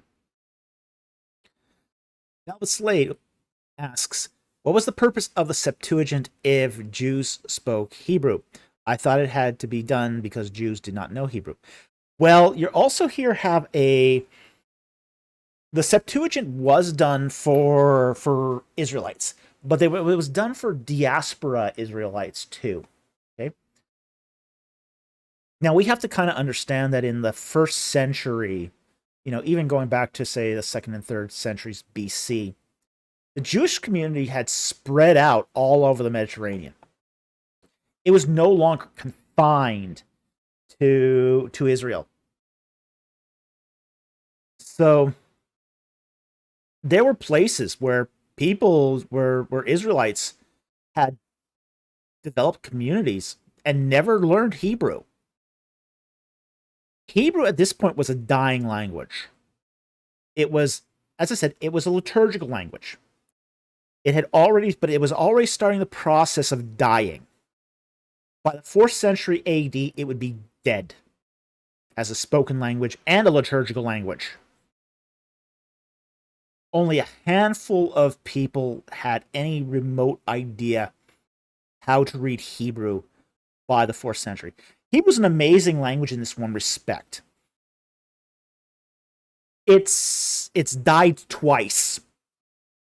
It's the only language I know of that's died twice and come back. It died first in the 4th century AD and was revived in the 8th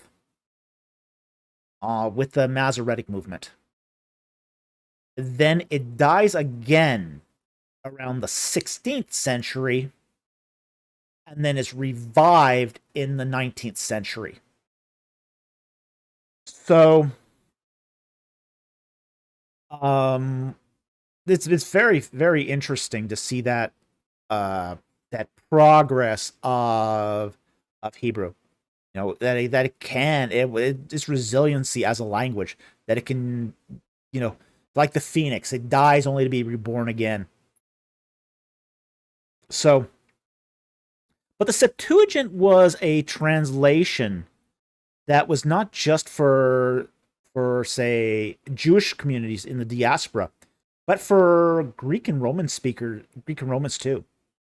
We do have examples where Greek poets had read the Septuagint, like Horace. Horace quotes the Septuagint. He's a Greek poet.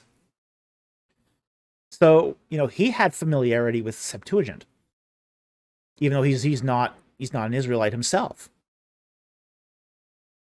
So there were many readers of the Septuagint that were not Israelites. And for them, Septuagint is the only accessible copy because Greek was the common tongue across the Mediterranean. So anyway, I hope that helped. Thank you for that question. I really appreciate it.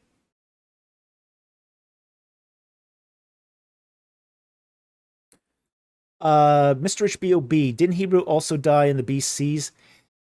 Not completely. Speak Aramaic, in Aramaic, a language we can understand. Yeah, it didn't die completely at the end of the kingdom period, and this happens during the siege of Sennacherib against Hezekiah. And it's the officials that say, speak in Aramaic, language we can understand. So it didn't die completely, but it was not in a good shape. But it was downright dead, yeah. So anyway, that's where we're going to end that and get back onto the super chats here, because we are going to run out of time if we don't. So we've been rabbit trailing. Rabbit trails are so fun. 9:40, I think.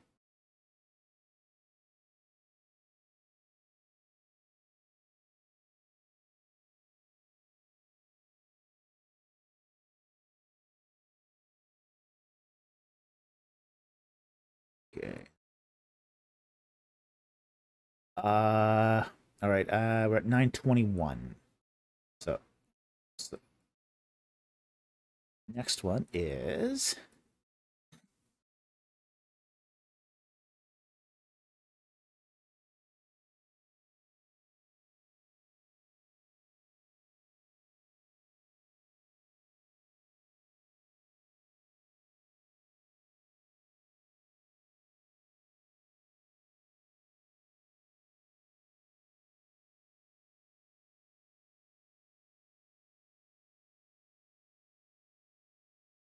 okay. Paul Thompson here for 199. Sponsor Warriors question about Egyptian marriage. Okay. 8:57 p.m. Okay.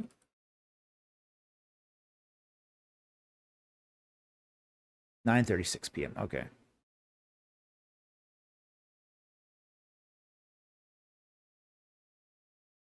Okay, so 9:36 is the question, and Warrior of the Most High asks, was there the practice of child marriages in ancient Egypt?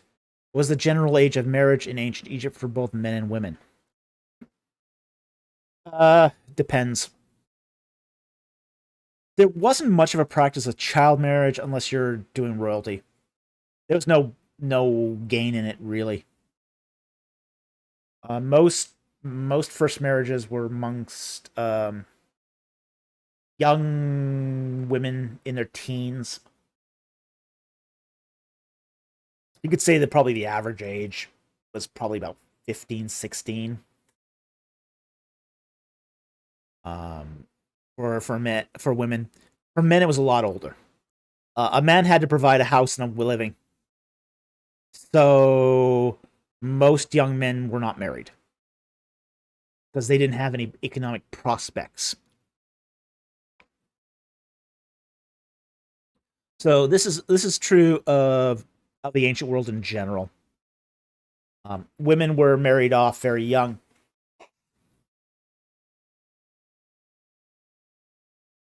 because one of the most important tasks of a knife age agriculture society is the ability to reproduce children. Whereas in a knife edge agricultural society, the most important function of the man is to provide. Funny that.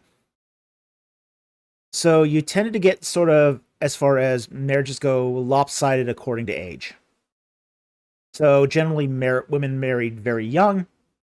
Men tend to marry in their as middle-aged. So that's just normal of the ancient world. It also prevented stuff. This sort of arrangement also was provided for the security of the woman as well. So it wasn't just a one-sided deal here. And we have to kind of keep that in mind. Women were vulnerable in the ancient Near East. Oh, yeah. Oh, yeah, absolutely. My producer brings up here that young men were vulnerable because they would die in war, which is very true. So, well, there's also the fact, too, that a lot of young men died in accidents. Farming accidents. And the fact is, once you were of a certain age as a man, if you were successful, you probably had servants. They would take the accidents for you. So, this provides security. A man in his 50s marrying a woman in her, say, teens. That provided security for both parties. So, now, in ancient Egypt too, the first marriages were arranged. But the woman also had the option to get out of this at any time by divorce. A woman could divorce for any reason. All she had to do was just declare herself divorced, and that was it. She's divorced. Of course, now she's on her own. And, yeah, she generally didn't do that unless she had somebody else to sort of fill in the gap. And second marriages in Egypt were very common. They were very common. And the second marriages the ages tend to be more, not so lopsided. So we do find, like, for voluntary second marriages, we do find that in those particular cases, there's greater age equity. So that's just very common. So anyway, and frankly, we even have some records of fourth and fifth marriages in Egypt, because marriage was a bit of a revolving door in Egypt. So suffice it to say, that's what happens when you have, like, libertine divorce in, say, the ancient Near East, is fourth and fifth marriages were not as uncommon as most people think. So anyway, thank you very much for the super chat. Very much appreciate it, and I hope that helped.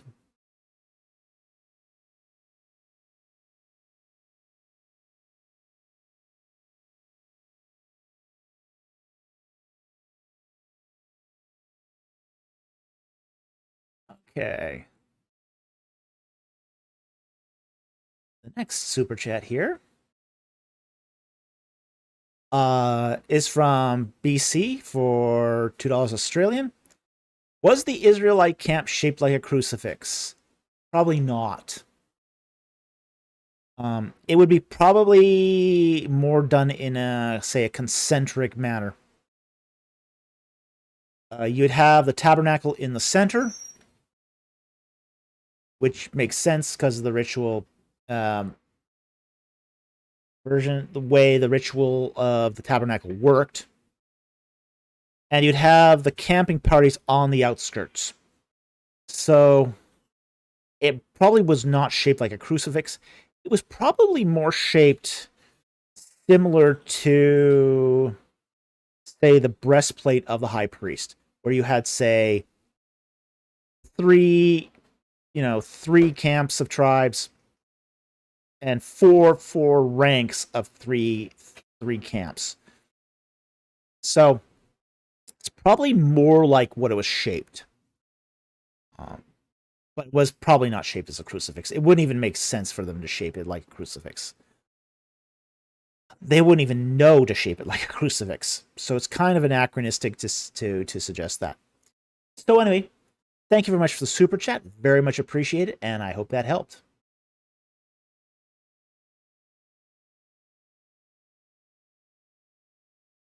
Okay, Asin Weir for $1.99. Thank you for the super chat. Sponsoring Jack Ray's non-super chat. Now, which one is that? Let's find that.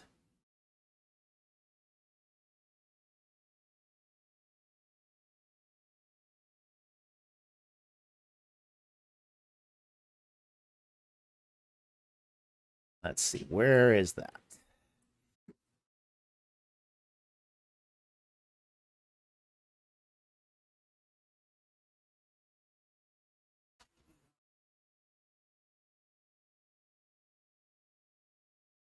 All right. Oh, okay.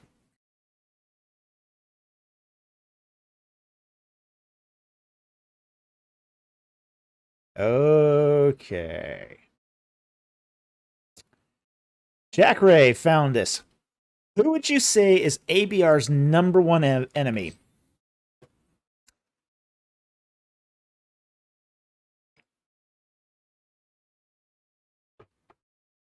ABR's number one enemy is evidence.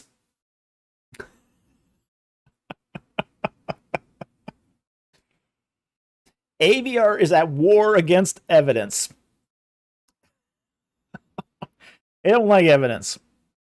They don't like evidence one bit.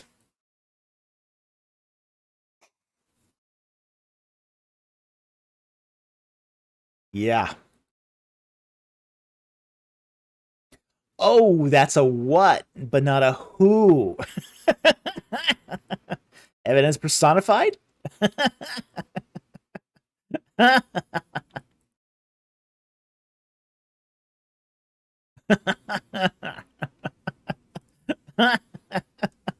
Like wisdom? You know, she's personified in the Psalms or the Proverbs. Why can't we personify evidence?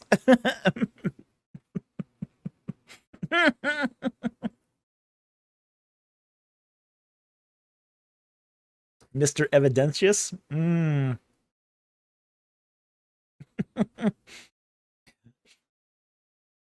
Mr. Doctor supported proposition, you know?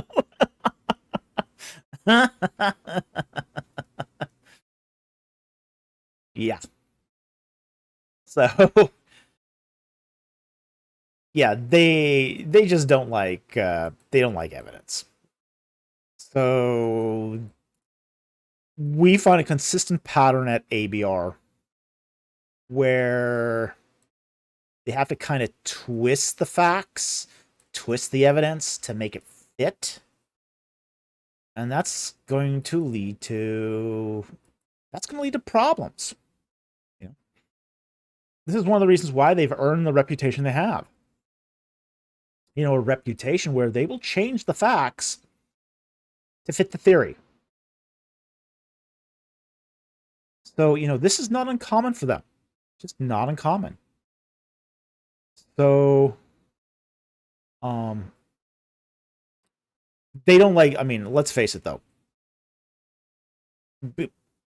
If we are going to talk about a who, okay? All right, I'll take that question as super chat. We're almost done with the super chats anyway, so we'll follow up on this in a moment.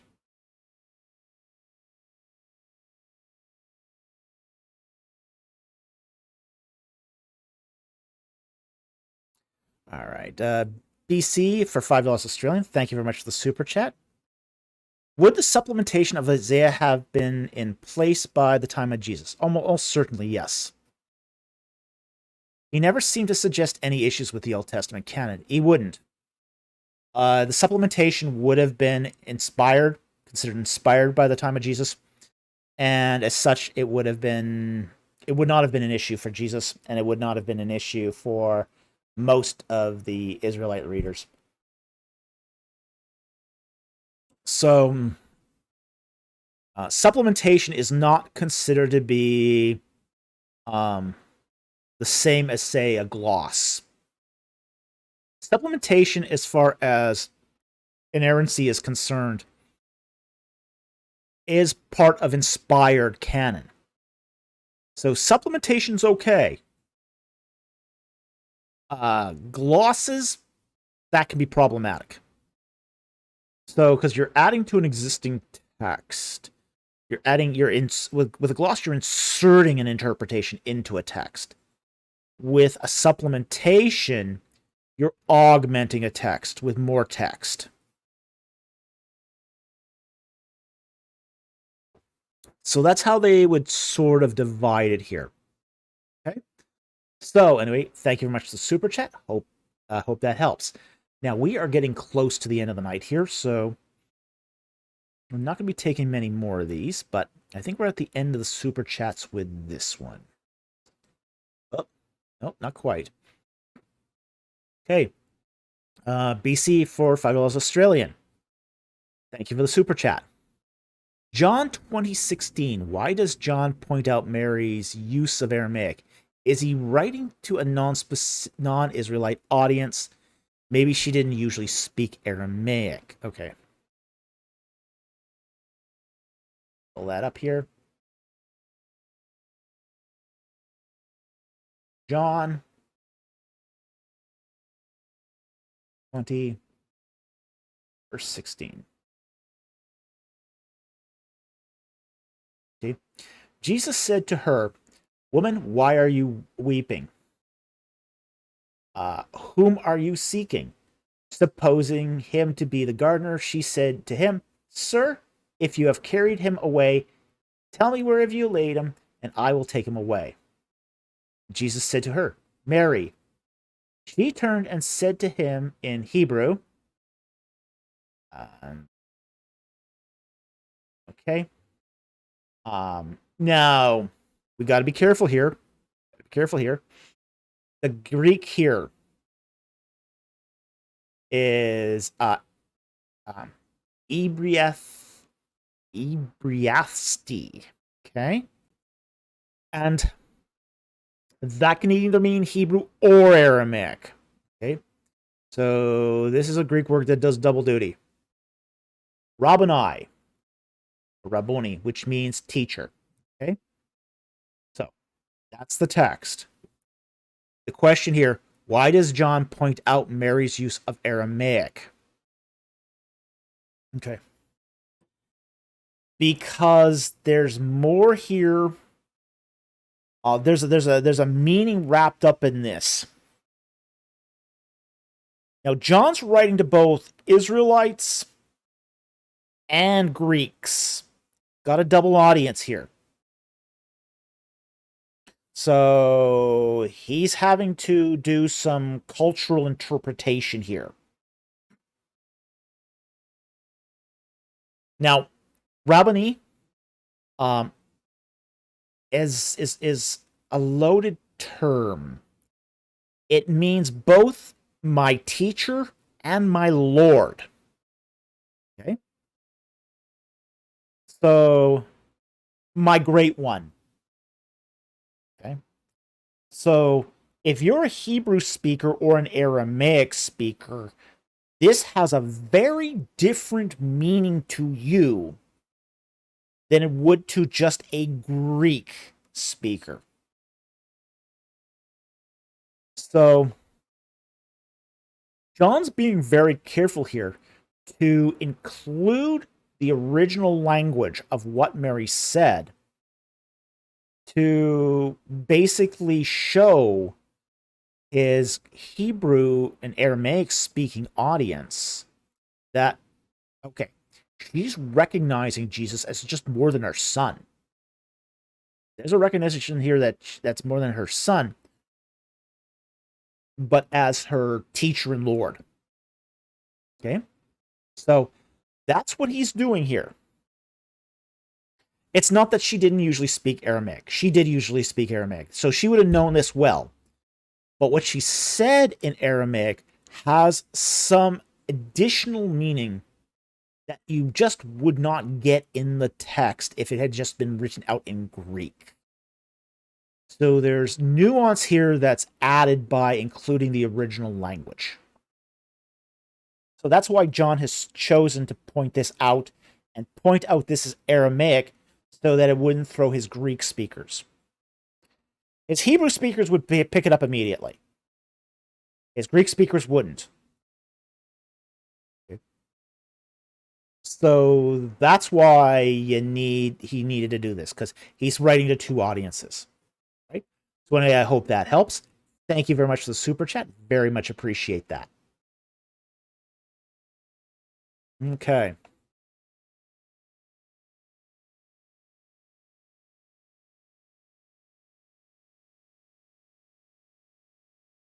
All right, Jack Ray, and I think this is the final super chat of the night here for $5. Thank you very much for the super chat.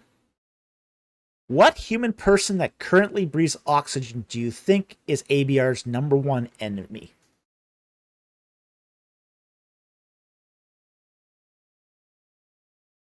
Ooh. Ooh.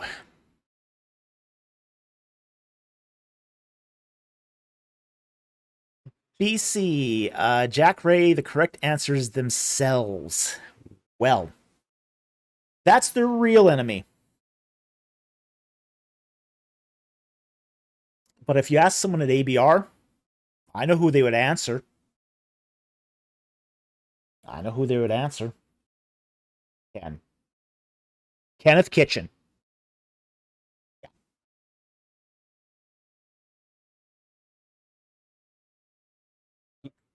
Yeah, I got, oh, I don't have it in book form. I'd have to pull it up in a PDF, but yeah, it'd be Kenneth Kitchen.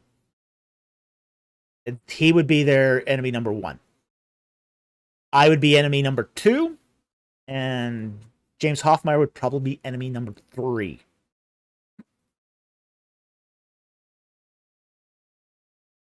They're a little easier on Jim because Jim is not so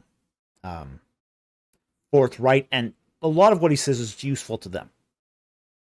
But Kenneth Kitchen would be their enemy number one. No question about it. That's if you ask them, that's who they would tell you.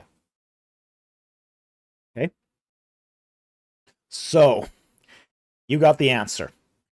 I only rate as enemy number two.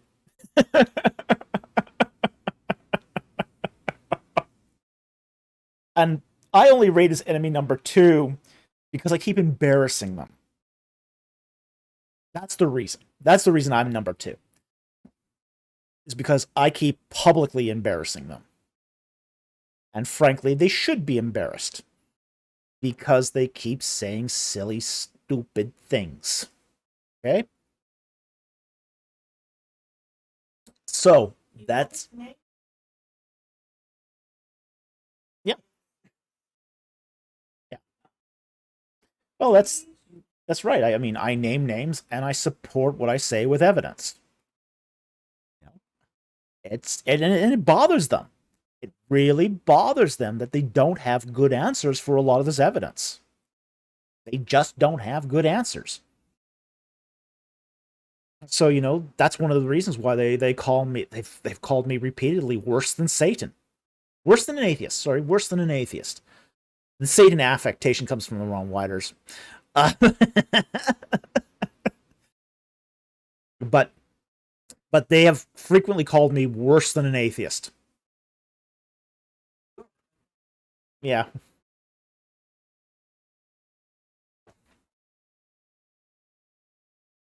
Yeah, so, but if you ask them, they'll say Kenneth Kitchen is their number one. Right? So, anyway. Oh, Ryan Gosling, Drive 2000. When did they, it was several years ago they did this. It was actually on, I think it was one of my first interviews. when I went on another channel that Ryan Gosling Drive 2011. When did they call you that? It was I think when 2019. 2019. I was doing a live stream. I think it was one of the ones, if I'm not mistaken, I think it was one of the ones I did on IP's channel, that they called me worse than an atheist. So, okay. But it's not, it's something they've called me repeatedly. So, I just sort of shrug it off at this point. It's like, okay. If you want to go there, that's just... That doesn't advance the conversation. Bring your evidence to the table. Okay, let's talk evidence. Let's talk evidence. Let's talk biblical interpretation, good exegesis. Show me your exegesis. Show me your evidence. Okay, now we're talking. They won't do that. They won't do that. They'll just sort of hide behind polemics. They'll hide behind, name calling. They'll hide behind assertions. Oh my gosh, the assertions.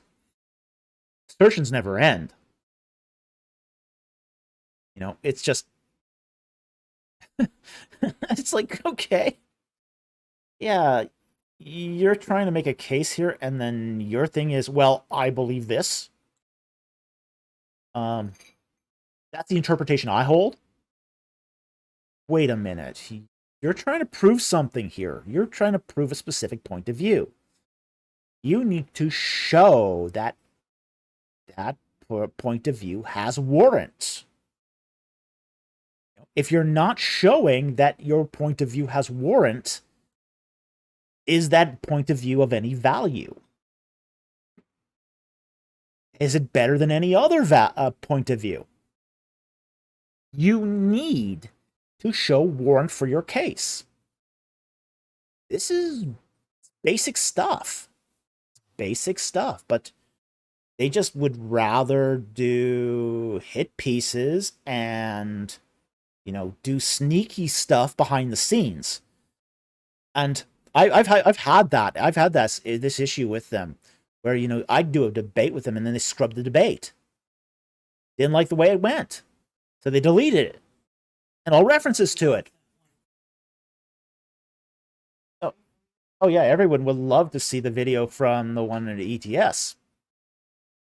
They buried that one so deep it'll never see the light of day. It was at that point I learned to do my own recordings, which is why when I did it with Titus Kennedy, I made my own recording, just in case something like that happened. And surprise, surprise, something like that happened. Same dogs, same tricks.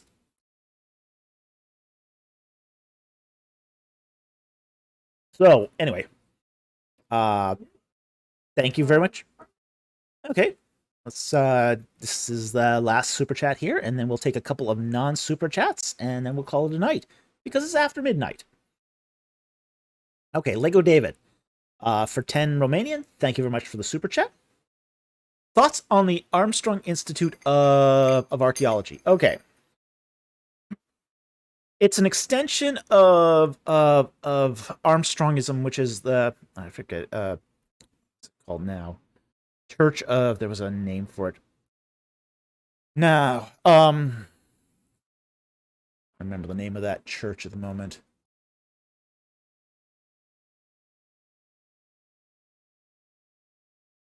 Do a quick look up here. The Church of Christ, Armstrongism. Yeah, Church of God International. Church of God International. Okay, so the Armstrong Institute of Archaeology is an extension of the Church of God International, which was also called Armstrongism. Now, interesting thing about the Armstrongism and the Church of God International is it's one of the few churches that's become more orthodox over time. It was very cultic at one point. It would not have been considered Orthodox Christianity. Now, it's come a long ways to become much more orthodox. Still got some issues though, okay? Now, the Armstrong Institute of Archaeology is one of those places. One of the things about Armstrongism was it as sort of even as a cult, it was really focused on archaeology. It thought that the way to prove the scriptures was through archaeology. And in some ways, this led to them becoming more orthodox. Is the more stuff they found in archaeology, the more it showed that their theology was wrong. So, archaeology played a pivotal role in their changing their ideas. Now, the Armstrong Institute of Archaeology is a hit and miss kind of thing. Some things they do are very good. Some things are dreadfully bad. It's a mileage will vary situation. Okay? They do still support an early date of the Exodus. No, that's bad. They also will recognize some very good synchronisms as well, like the Tarot of Urkesh. They recognize that. That's also good. That's good. So it's going to be a mileage vary thing. I wouldn't trust them as a rule, but they've had some, I'd say they've been spot on sometimes. So it's going to depend. So I wouldn't count it as a great institute as far as what it supports, but there's probably better out there. Just to say that, it's just there's better stuff out there. So it is an attempt to use archaeology as apologetic, as opposed to archaeology to educate.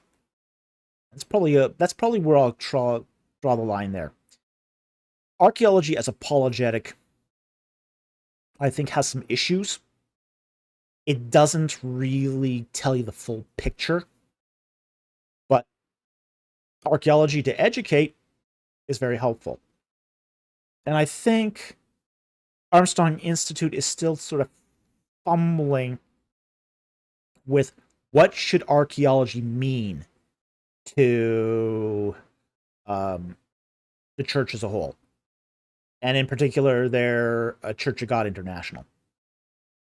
So, I would definitely say, take some of what they say with a grain of salt. But I've also seen as I said, some good stuff come out of there too. So it's a mixed bag. But it tends to lean more, how would I say it? It tends to lean more towards ABR's thinking than, say, academic archaeology. Okay? So I think we can leave it there. So anyway, thank you very much for the super chat. Very much appreciated. But I've got some reservations with Armstrong Institute of Archaeology. All right, we're going to take a few super chats and then we're going to call it a night because we are after midnight here. Or a few non-super chats, sorry. I'll take this one from Darkblade here because I just saw it here. How do we know that the horned viper in the word for father, he's talking about the Egyptian word for father, eat, is a soundless determinative and the word isn't actually etef? Okay, here's how we know this. Okay, it's a great piece of deduction. If you look at, say, really old stuff by Budge, he will... Don't ever use Budge. Use Budge. He sometimes will translate that as etef. It's not etef, it's eat. So how do we know that the viper in eat is silent? Well, there's a few lines of evidence. One is the fact that in Coptic, it's eat. It does not, it's a common word in Coptic. The F, there's no F there. Okay? So we know that's the Coptic pronunciation. second reason we know it is sometimes the viper falls off. It's omitted. A lot of words can be written without their determinative. And this is one case where it can be written without the determinative, in which case it's sometimes replaced with a pronominal suffix. So you might find et, my father, without the viper determinative. So that's how we know it's a determinative that's not pronounced, because we do find it in instances where it's not pronounced. And because it's not pronounced, it's not included in the orthography. So that's how we know it. Frustrating. Okay, I'll admit it's frustrating, because you, as a beginning learner, you want to translate that as etef. It is a warrior of the Most High asks the follow-up question: what does the viper determine in father? We don't really know, in all honesty. We do know that there are some determinatives that don't make a lot of logical sense. So we don't know exactly what kind of determinative it is. But we just know that it is a determinative. You know, you just have to sort of sometimes live with this. You know, one of my language teachers once told me, when you're learning a language, a terrible question to ask is why? Why is something a certain way in a language? I remember doing that to my Hebrew teacher. You know, there's a verse in the Bible: there was much happiness and joy slaughtering slaughtering cattle and slaying sheep. And I asked the question, you know, after he'd given this warning, why are cattle slaughtered but sheep slain? Because you don't slaughter humans, you slay humans, and you slay sheep. It doesn't make a lot of sense. And the Hebrew teacher replied, remember I asked you no why questions? It's like, okay, you don't know. We don't know, essentially. We don't know what the viper determinative means in this particular case. It's just used. But we do find that the viper is in Egyptian called a uniliteral. So it's basically a character that represents a single phoneme. Okay. We find, for example, in the word for mountain, iadet, okay, would be how we would phoneticize that with the reed leaf I, the vulture aleph, a T loaf, and then there would be a hand determinative. Well, it's actually iat. The hand is a determinative. It's not iated. Okay? So there's another case where we see these sort of determinatives in an Egyptian word that are uniliterals. And again, we don't know what hand would... What does it have to do with mountain? Nothing. Nothing. But it's there. It's there, and it's unmistakable. So anyway, it's just sometimes these determinatives are there, and we don't know why exactly. Some we can figure out. Okay? Some we can't. So anyway, thank you very much for the non-super chat. Thank you. It's a great question. It's a question that students often ask. Sometimes we just don't know. All right. Next non-super chat. And we're taking these from the bottom up here.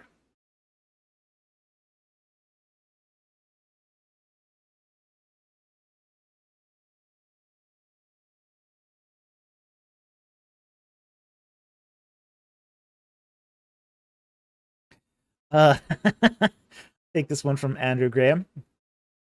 Do ABR write novels? No, they don't. So anyway, it's just like, okay, these guys are all business. They don't they don't write fiction. They're really not they got no sense of humor. They're just they're focused on ministry to churches. That's how they spread their message. It's by going from church to church to influence people, seminaries, that sort of thing. So, nope, they don't write novels. Yep.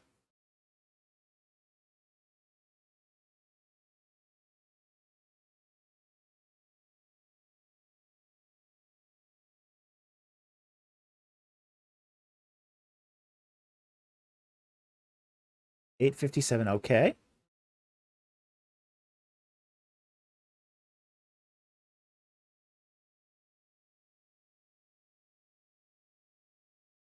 All right, let's go to that question then.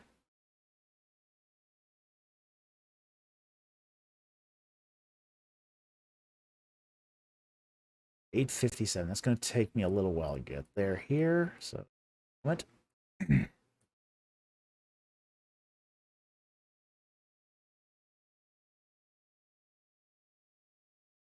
right, I see it here. Okay. Joseph Parton asks, in ancient Egypt, are there any pharaohs that successfully implemented administrative reforms that reversed social stratification, improved social mobility, and reduced inflation? Okay. Those are two different questions. Did they introduce reforms that reversed social stratification? No. No. Social stratification was part of the system. It was absolutely part of the system. And they had no interest in reversing that.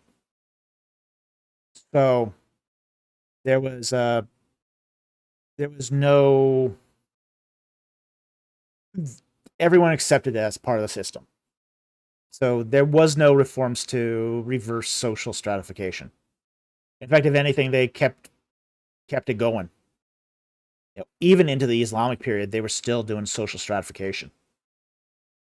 So that did not end with the Egyptian kingdom.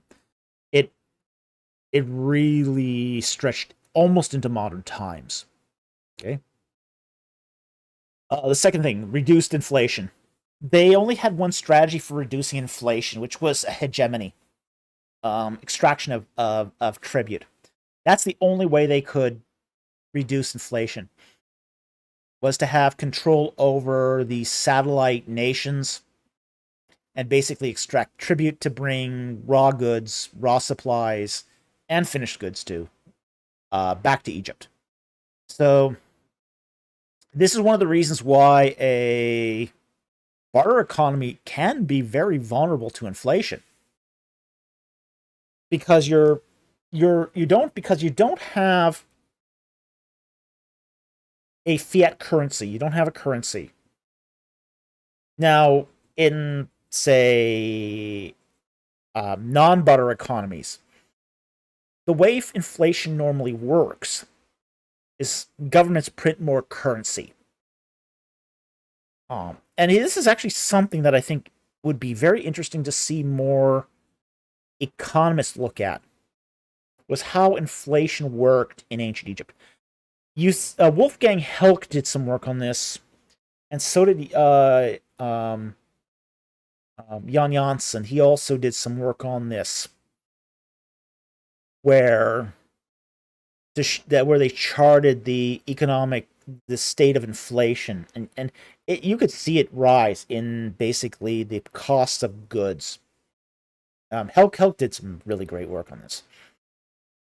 But in the case of inflation, what you saw in Egypt was that the price of goods became much more costly, the ones essential for living. So while you have maybe in, say, the Middle Kingdom, or sorry, not the Middle Kingdom, the New Kingdom, early New Kingdom, a bag of wheat, a bag of emmer, would cost an eighth to a quarter deben, and the deben was the unit of currency that everything was pegged by. By the time of Ramses III, that same bag would go for 8 deben.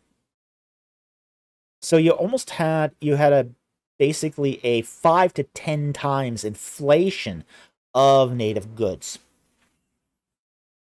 So how the Egyptians would counter this is they would bring more precious metals, more wheat, more wine, more barley from the hinterlands. And they would take that tribute, give it to the priests, who would then distribute it to the people. So the tribute didn't all go to the king. The king distributed it through the strata, the social strata, to even out inflation, particularly the grain. The grain and the wine, a lot of those were basically distributed down through the stratification. And that would be the hedge against inflation. So in a barter economy, you only have two strategies you can do to hedge off inflation. You can produce more, or you can go take more from other people. Egypt was already using its land to its maximum potential. There really wasn't much way. They had converted the whole Fayum by the New Kingdom. Even in the Middle Kingdom, they had already started doing canal projects in the Fayum to drain the lake and the reservoir to turn the Fayum into farmland. Okay. So they were already in the Middle Kingdom, late Middle Kingdom, already maximizing their agricultural production. So when you get to the 20th dynasty, there's no more room for expansion agriculturally. At that point, the only resort they have to hedge off inflation is hegemony. So they were kind of between a rock and a hard place. So an economic crash for Egypt was pretty much inevitable. Pretty much inevitable. It just took a while to get there, as they lost the control over Canaan and Nubia, and that happened roughly the same time. End of the reign of Ramses III, you had already saw that the control over both hegemonies had basically been lost. And absolutely certainly happened by Ramses IV. So the collapse of the economy was just a matter of time at that point. So anyway, thank you very much for the question. I appreciate the question, and I hope that helped. Okay, we have one more. We'll do one more non-super chat, and then we'll probably call it a night at that point, because we are at 12:20. So go find one more interesting question. Take this one from earlier in the stream.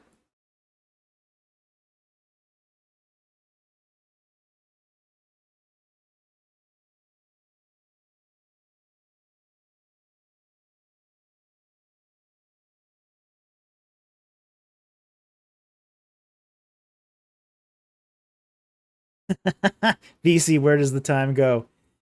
Oh, well. It goes into the questions. Questions cause time dilation. Didn't you know? Christian Stalinist. Dr. Falk seems like a Costco shopper. Yeah, confirmed. Absolutely. I'm a Costco shopper.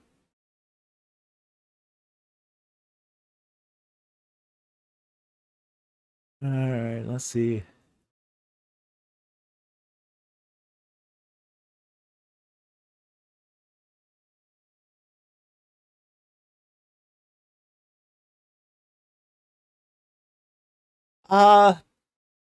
Take this one from. I won't make this the last one of the night, but I will take this one from Eric Smith. Dr. Falk, I see Titus Kennedy has several new books on New Testament. Are they as problematic as his Old Testament knowledge? Okay. The content isn't. Okay, there's two problems with his Old Testament books. Okay. One is his manipulation of the facts. The second problem is that he has very surface coverage of them. He gives you no indication of the context of the artifacts, no historical background. He basically summarizes a lot of them in like half a page, which is shockingly shallow. Now, I don't agree with everything he says in his New Testament books, but in some ways they're not as bad. A lot of what he says about the New Testament is stuff that just other scholars have said. But they're still shallow. And that remains a problem across all his writing. Is their very, very surface level treatment of the items. So I think that's problematic. I think a guy of his credentials should be doing better work. Okay. He's not going to do better work, but as long as he keeps selling books, what does he care? So I wouldn't use his books. I wouldn't use his materials. I don't think his New Testament's books are really as bad just because they've copied a lot of stuff from other scholars that basically say the same thing. But they're still shallow. They're still shallow, and I wouldn't use his work. All right? So, thank you for the question. Very much appreciated.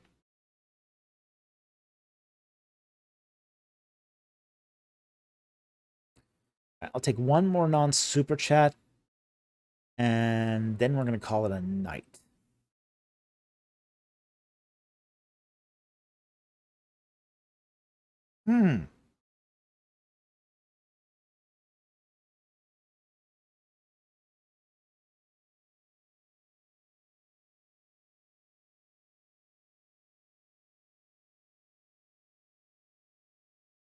Mine, Ryan Gosling.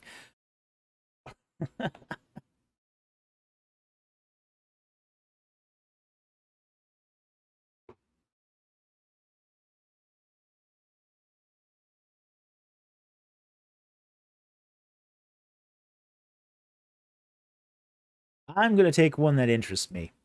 So I am looking. I'm worried of the Most High. Not fair.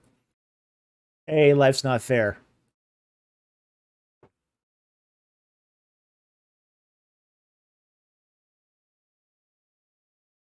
Sorry? Tell them what? Oh. I'm sure they, well, I don't know if they'd be interested in that. All right, here's my book of the day. This is what I got from Amazon today. The Old Testament in Greek. Great critical source text. Love it. Used it in seminary. Had to give up my copy when I moved to England. So I bought myself a new one. All right. Great apparatus in that thing. All right.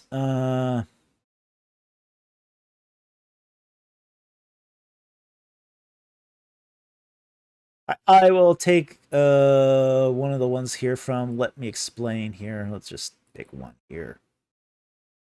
I'll take this one. This will be our last question of the night. Let me explain Followers of the Shepherd. How did Middle Egyptian turn into Coptic? The hieroglyphics into a letter system. Okay. It didn't go directly from Middle Egyptian to Coptic. It actually took several detours. Okay. Middle Egyptian first turned into Late Egyptian. So it had a change in syntax, in grammar. In Middle Egyptian, the verb comes first. So Middle Egyptian is a verb, subject, object language. Late Egyptian is a subject, verb, object language. So there's an important change in grammar. And that happens during the Second Intermediate Period. Okay. Then what happens is Late Egyptian starts taking on characteristics of Ptolemaic language. So it starts adding some extra determinatives.